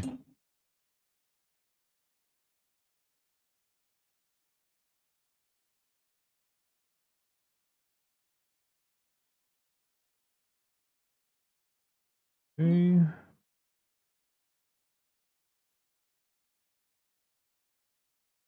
It's a very big port for a very small arm, but whatever. No control. No.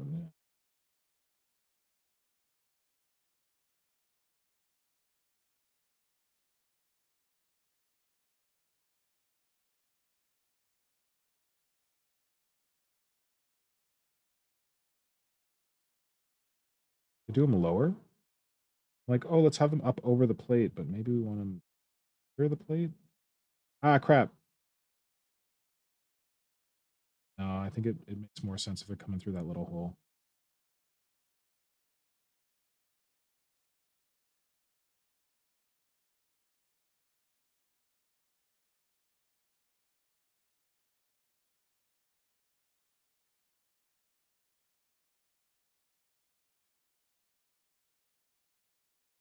Super sold in that pose. Totally lost.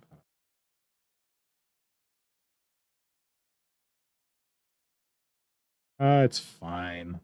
Put the other one in. Okay, let's see what's going on.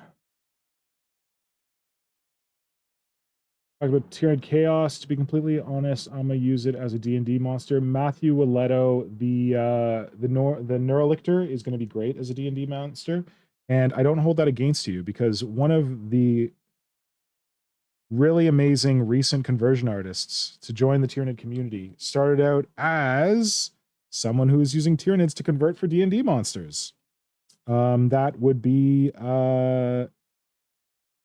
sorry, I got some bacon. Oh no, bacon. Oh no, I got baking soda in here. I don't know if the plastic glue is gonna work. Persnickety Sculptor. If anyone is following Persnickety Sculptor on Instagram, if you're not, you really should be. Persnickety Sculptor got his start converting Tyranids, using Tyranids to convert as D&D monsters. And then we gradually were able to drag him not kicking and screaming. We were able to drag him into the Tyranid community. And he has got some really, really cool ideas for Tyranid conversions that I really appreciate. And he got started with D&D, so that's cool. So I do not judge. Right, there we go. He's got his cute little scything talons alongside his cute little mandibles. Forward slot. Got his big beefy arms. Now we just got to give him a butt gun.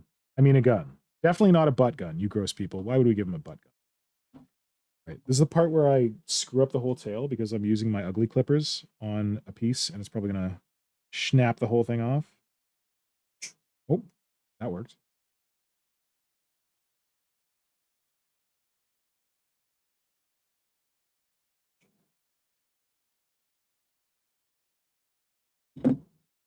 Yeah, I need to reinforce that tail with some epoxy post haste, but I'm not going to do it right now. Okay, let's see about getting that gun in there.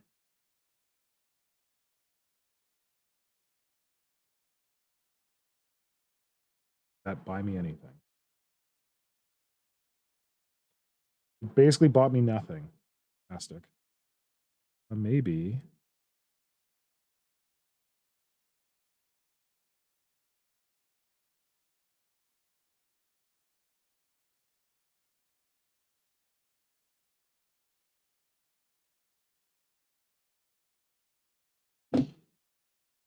It's a tight fit.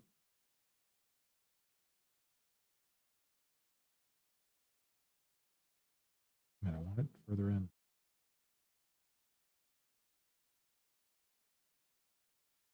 Basically did not have to cut that tail bit off, but whatever.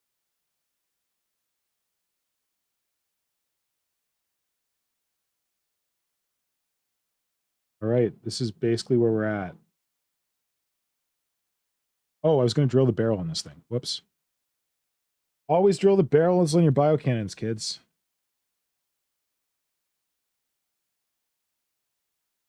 Don't think you're using the correct glue.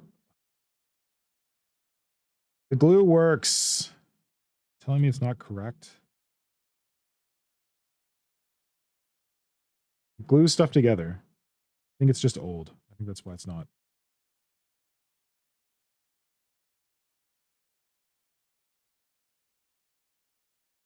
There we go. Thank you, Rio86 OK. Tamiya white cap and the orange cap he's using is the same glue, just different bottle sizes.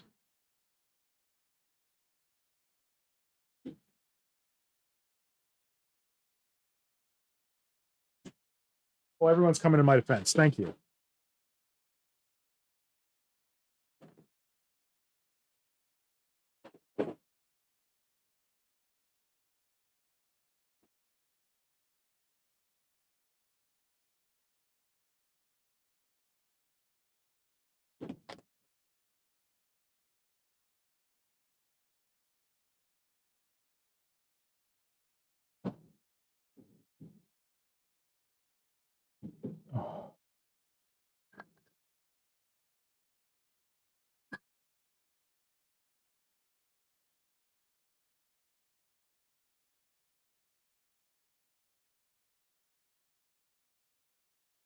Blitz, thanks for giving us by the minute updates on Hairy Tarantula.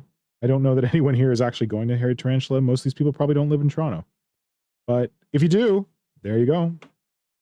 You'll have to fight a staff member to get access to the front display case to get it. I haven't got the cash for it, but it's a good model.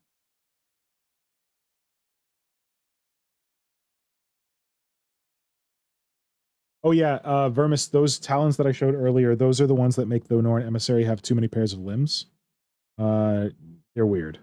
They're not, the detail on them is not great, so I don't know why you would, I don't know, maybe there were one more thing that was thrown in to differentiate the Emissary from the simulator, but it didn't make a lot of sense to me. So I'm definitely going to leave those off. And I don't know what else I'd use them for. Like, they might be useful as mandibles, but it'd have to be on like a very large Tyranid for them to make sense.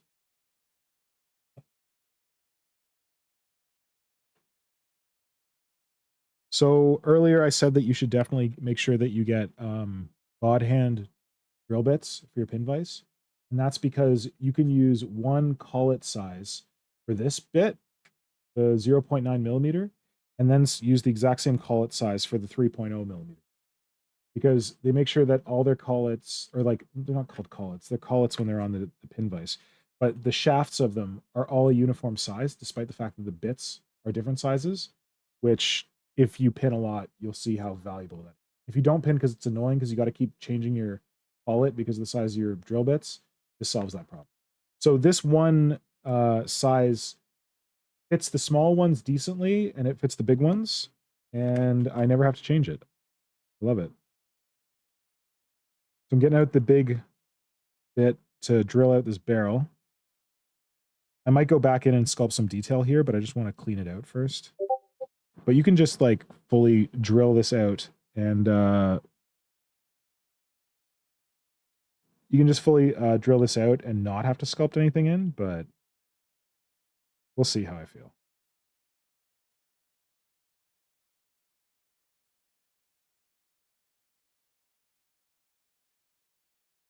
Well, that's a big gaping hole right there. Whoops. Oh well. And similarly to when we were doing it before for the ports for the arms, you can just kind of like wiggle the bit around a bit, and that does kind of Dremel work to clear the sides and all that. Oh, this might be tough to get in there to clean. I'm probably gonna have to sculpt something in there. Maybe?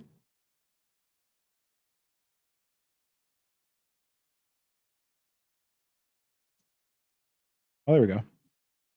So more or less cleaned out. I can clean that up with a scalpel.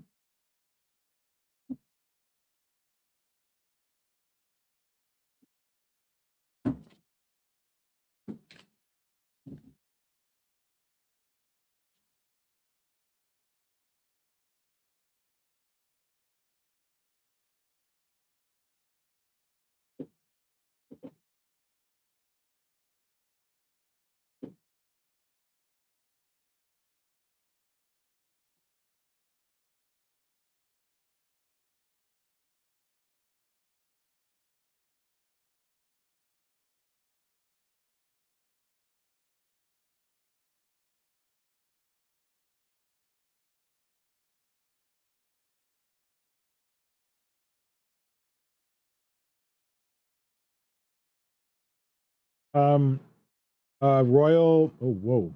A Royal C, I would tell you that a Biovore is not the right size to replace a Soul Grinder. Soul Grinders are really big. Biovores are not that big.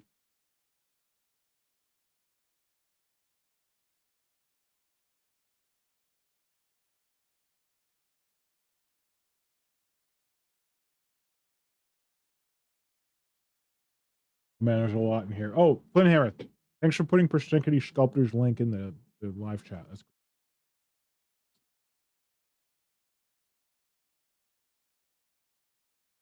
oh, Symbio, I'm down with a mandatory RPG session. We could do that together on a stream. I'd love that. Are you volunteering to DM? Because that could be cool.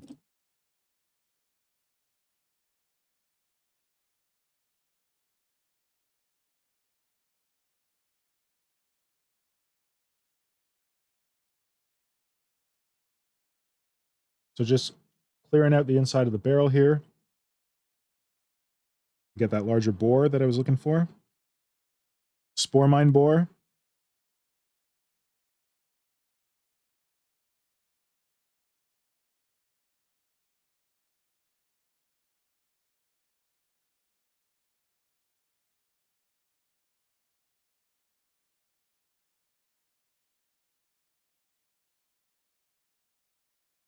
Actually, you know what? I didn't love this biocannon so much. The supposed to be Pyrovore one being converted into a Biovore one. I like it a little better now that I've cleared it out. I think it was that weird nozzle in there that wasn't doing it for me.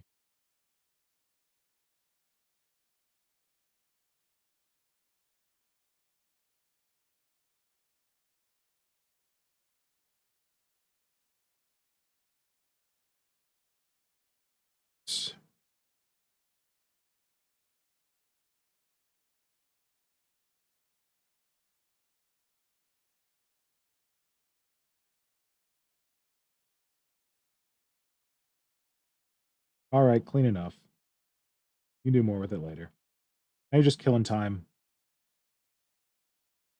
Everyone wants to see you put this gun on the damn beast and be done.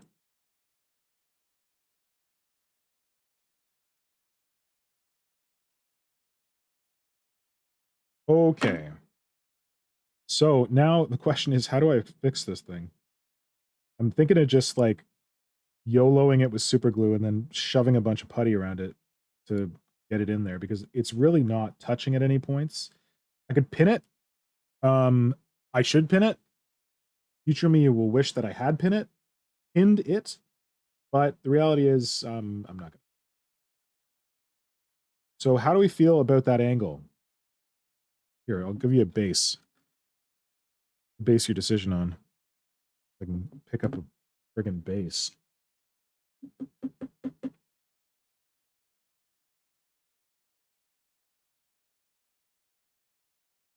All right.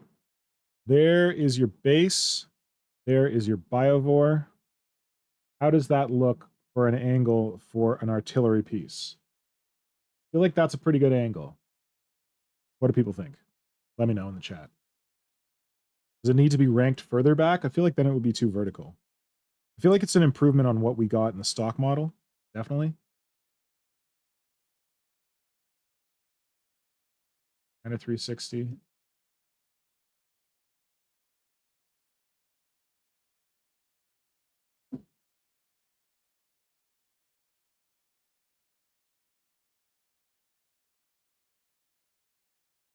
Get on my vacuum. Oh, another hot hobby tip.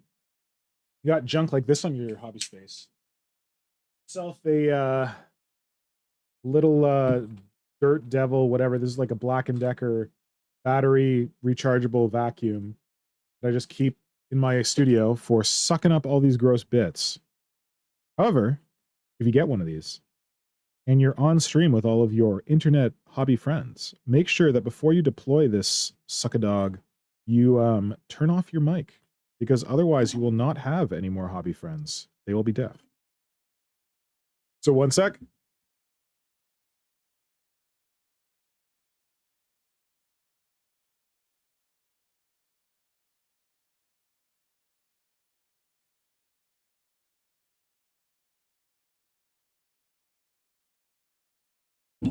Also, make sure to clear important bits from your work area before doing that, because that could go horribly, horribly wrong.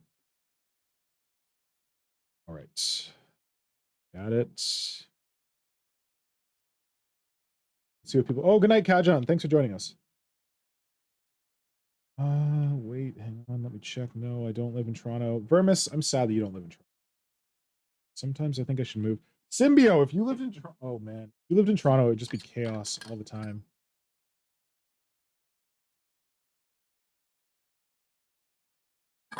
Evil laugh. I don't use a Dremel because, I don't know. I have like a weird thing about power tools that make me nervous. So I think that's the reason I don't use a Dremel. I have a Dremel over there. I have like even a pedal for like varying the voltage or whatever, so you can vary the speed. But I just feel like it's more mess and more danger than I want to deal with. So I happily use my pin vices in ways that a Dremel used. Also, I'm using plastic, so like it's not that hard. There are times when I really want to like cut through a bunch of stuff and I like get out the Dremel, but I don't know. I feel like I don't have the right bits for it. Like I don't have proper cutting bits. I should just look into that stuff. So I don't know. I don't know why I haven't really embraced the Dremel. Very good question. Okay.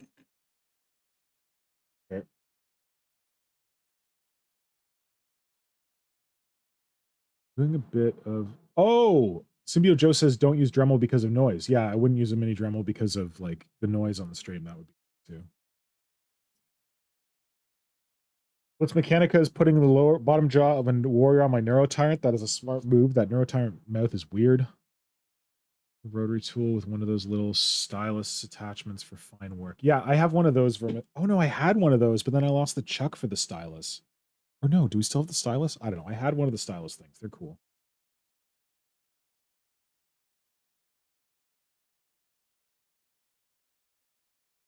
Oh, Rio. 86 okay, that's a good point. That the cannon was recently glued together and maybe the Dremel would mess it up.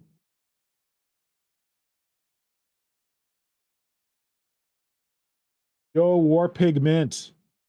War Pigment showed up yesterday and someone read his comment and I thought it was pigment, like paint, but it's War Pigment. I like that. Okay, Verma says he likes the angles. Jimbio Joe says solid. Oh, interesting. Flinthammer says to put some foil in before gluing the large gaps. That. I'm gonna have to fill it after. Oh, and does that mean I can give you another tip? Let's see. Let's see. Where am I gonna fill? The gun is kind of sitting on the tail, so I don't want to fill that part. I gotta fill in there, definitely. Okay, so here's your hot tip. Get some of this stuff. No more nails. It is so good for gluing like weird stuff together, like plastic to like aluminum foil. So what I'm gonna do is I gotta fill in there. I don't have to, but I'm going to. So I'm gonna get some foil. And I'm gonna get it in the rough shape that I need to get down in there without obstructing the gun. That's the key thing.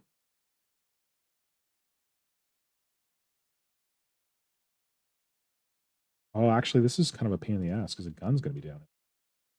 Oh, maybe not. And then what I'm going to do is I'm going to get some of this No More Nails goop. I don't know that I even need to do this, but I love No More Nails. It is such good stuff to glue weird stuff together. I'm going to take the No More Nails goop and stick it in there where the foam's going. Pretty sure No More Nails would glue like models together. The only thing is it leaves kind of like a goopy residue. It doesn't dry flat or anything. So I'm filling that up with the No More Nails. Then I'm cleaning it off my tool because it starts setting pretty quick.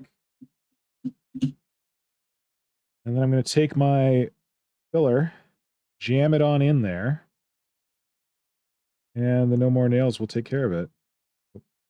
Okay, and let's make sure my gun still fits. Oh, getting a bit in the way of the gun. No, not terrible.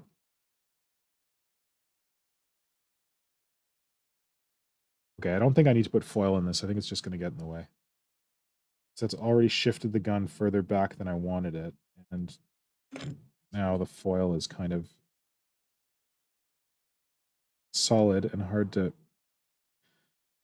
Okay. This was not necessary, and I think it was overkill. Whatever.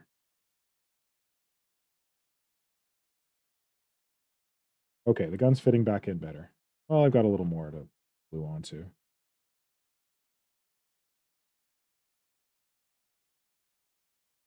Challenge here is that these armor plates are... Challenge... Give this some focus. Challenge here is that these tips of these armor plates are kind of lining up with the gun, but not perfectly.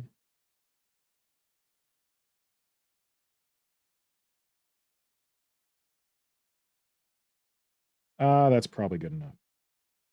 Where is it making contact? Back here.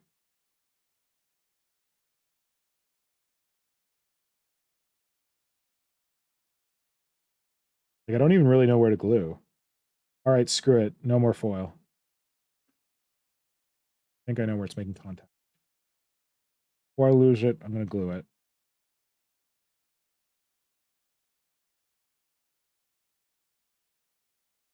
Come on, glue. You can do this. I believe in you. God damn it. Come on, buddy. You shield up.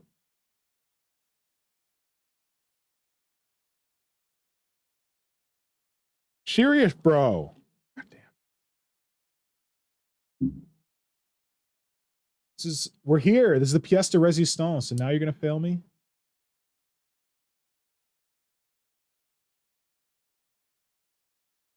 Yeah, she's gummed up.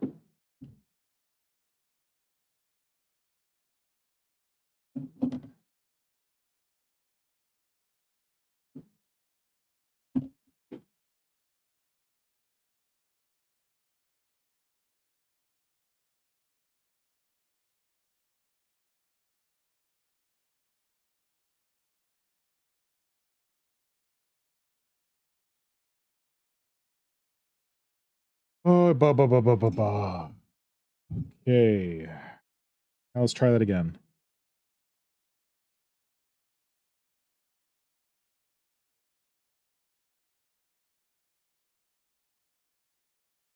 So I made note of where the gun kind of contacts the rest of the model. Oh shit, that's more glue than I wanted. Well, but it's not really making contact in a number of places, so I'm just gonna glob some glue on here and hope for the best.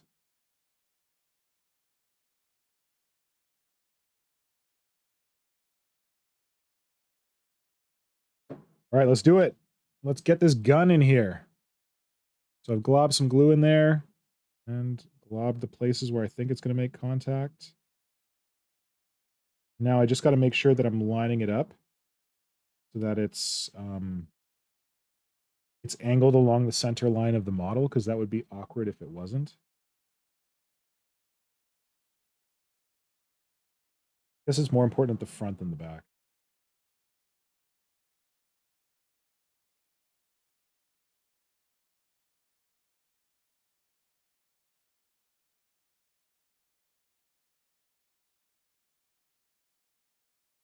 God damn. Ah. Why am I seeing weirdness now? Oh, God. Slightly off. That's really off. All those damn armor plates. Okay, I think that's peace. Oh, shoot. Like, it looks like it's pitching to one side. This is why you pin things, because you can get them precise.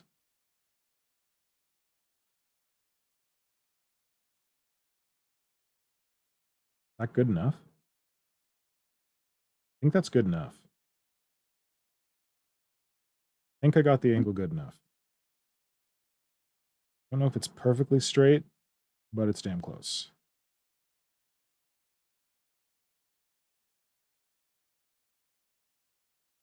Shifted slightly at the back, but maybe, I don't know, shifted his body or something.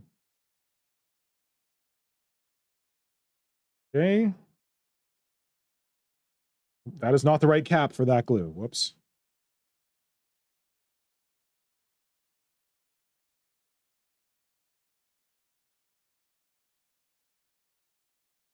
Good night, Evil Laugh. Thanks for joining us. Glad you could hang around for so long. Glad you could make both streams today. Or, well, I guess the first one wasn't really a stream, but you were on the stream last night, I think. This is going to go Blitz. See you later. In the center, near the tail for the foil as it was gap.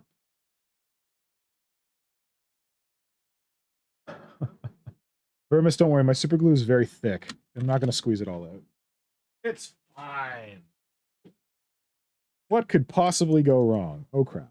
All right, so now question is, can I get a cool 360 video of this? How sick would that be, huh? Let's see.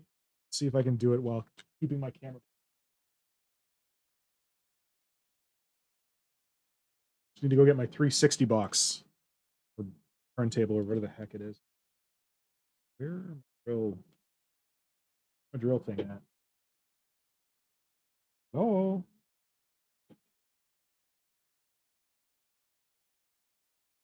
Oh, there it is. Okay. Oh, I lifted him by the gun and it stayed attached. That's a good sign. Is the Biovore big enough to fit a Neurotyrant in the back? I don't think so, Symbio. Looking at it, I don't know. Oh, geez.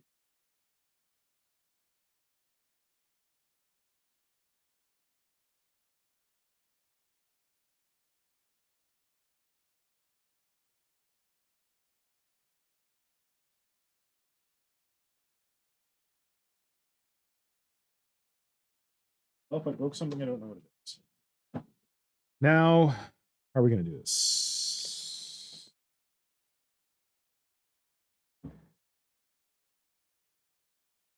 Some putty. Yeah, glue clogs are the worst. There's people who like just buy like a bunch of different little tiny super glue containers, and then when one of them gets clogged up, they throw it out. But I feel like that's kind of a waste of plastic, because like the cap and all that. But they probably live better lives than I do. With my no, I'm gonna save plastic. I'm gonna use this super glue until it runs out lifestyle. Man, this guy's looking kind of cool. I'm really happy that we got this all done on one stream. Okay, now let me move fast and break. Got one of these, which Brother Pink. Oh, sugar. Oh, sugar. Brother Pink sent me this really cool solar powered turntable. As one of the solar panels always falls out. I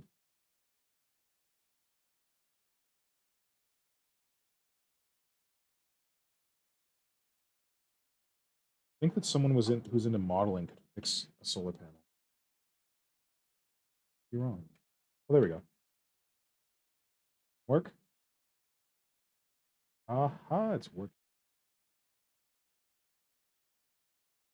So we got this. We got this. But that's no good. That's not a great angle. Let's see if I can get you a better angle.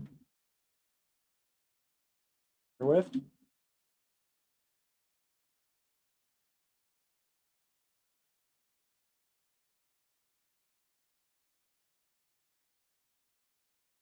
Camera may die, but I'm not gonna kill. Oh shit. This is looking like it might work.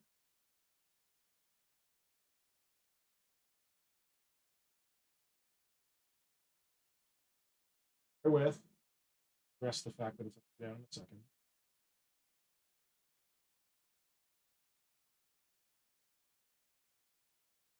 Hope no one is getting vertigo.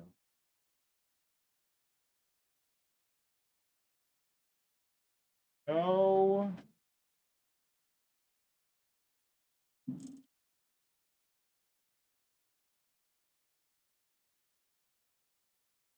Not working?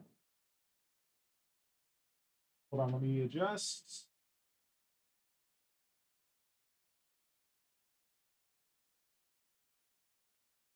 Look at that. Wait, it's upside down. Shit, sorry, hold on. we got the tools. Here we go. Bam! Bam! Bam! How's that? Bob's your friggin' uncle. How am I doing that?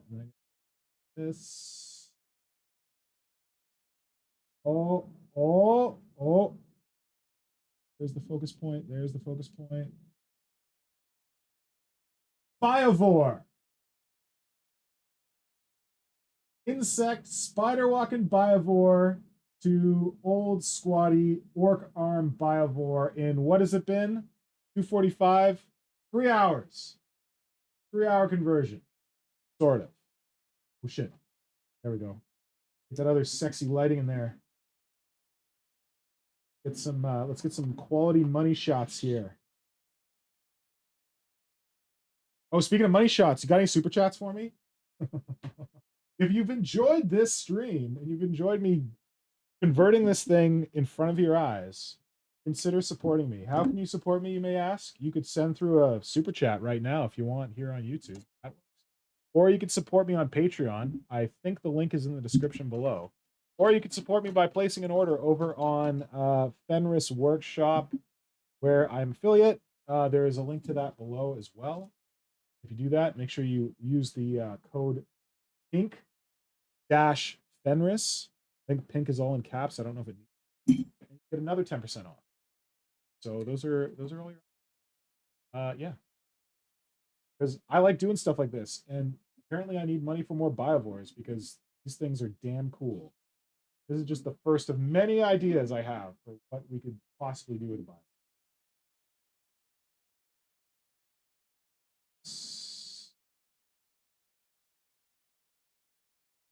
No, go. There we go. Oh man, this is fun. I'm glad we got through this, and I'm glad you all turned up. Honestly, when it was just me and Lonely Sandbar, I didn't know that anyone was going to turn up. So I really appreciate everyone tuning in for the live stream. If you're watching this after the fact in the recording, I'll try to go and do the little like chapter breaks so that you don't have to sit through the whole thing. But if you sat through the whole thing, that's awesome. That probably wasn't a lot of fun to watch points, but you saw this come together all in one go.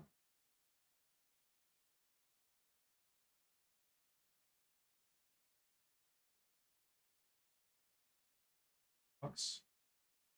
Oh, I think Lightbox is right here.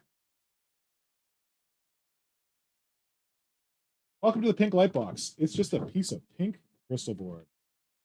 Oh, the part where I break everything.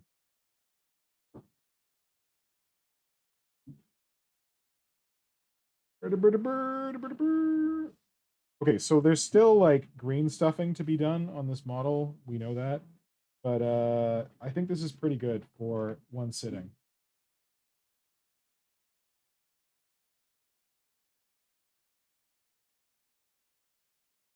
Move fast and break things. Use the heck out of here.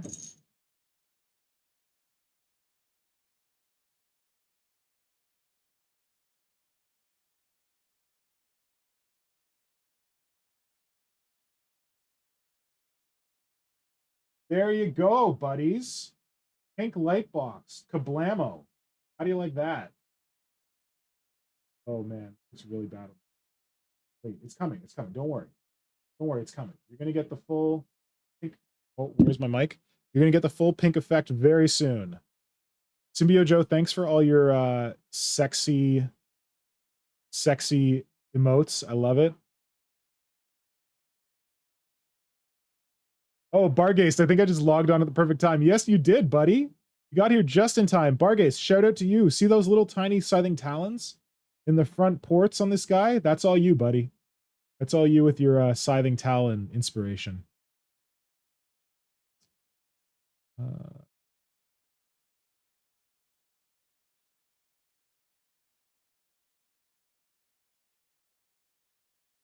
No sculpting until more money shots? I don't really get. Oh, you want people to give me super chats before I sculpt? I don't know about that. I'm not into that.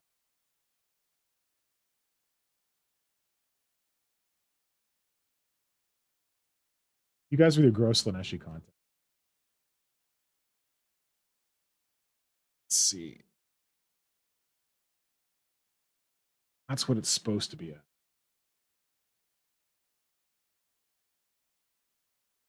There's one blue.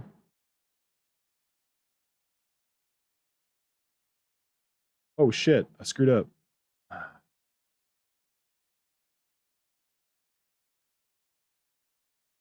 There we go.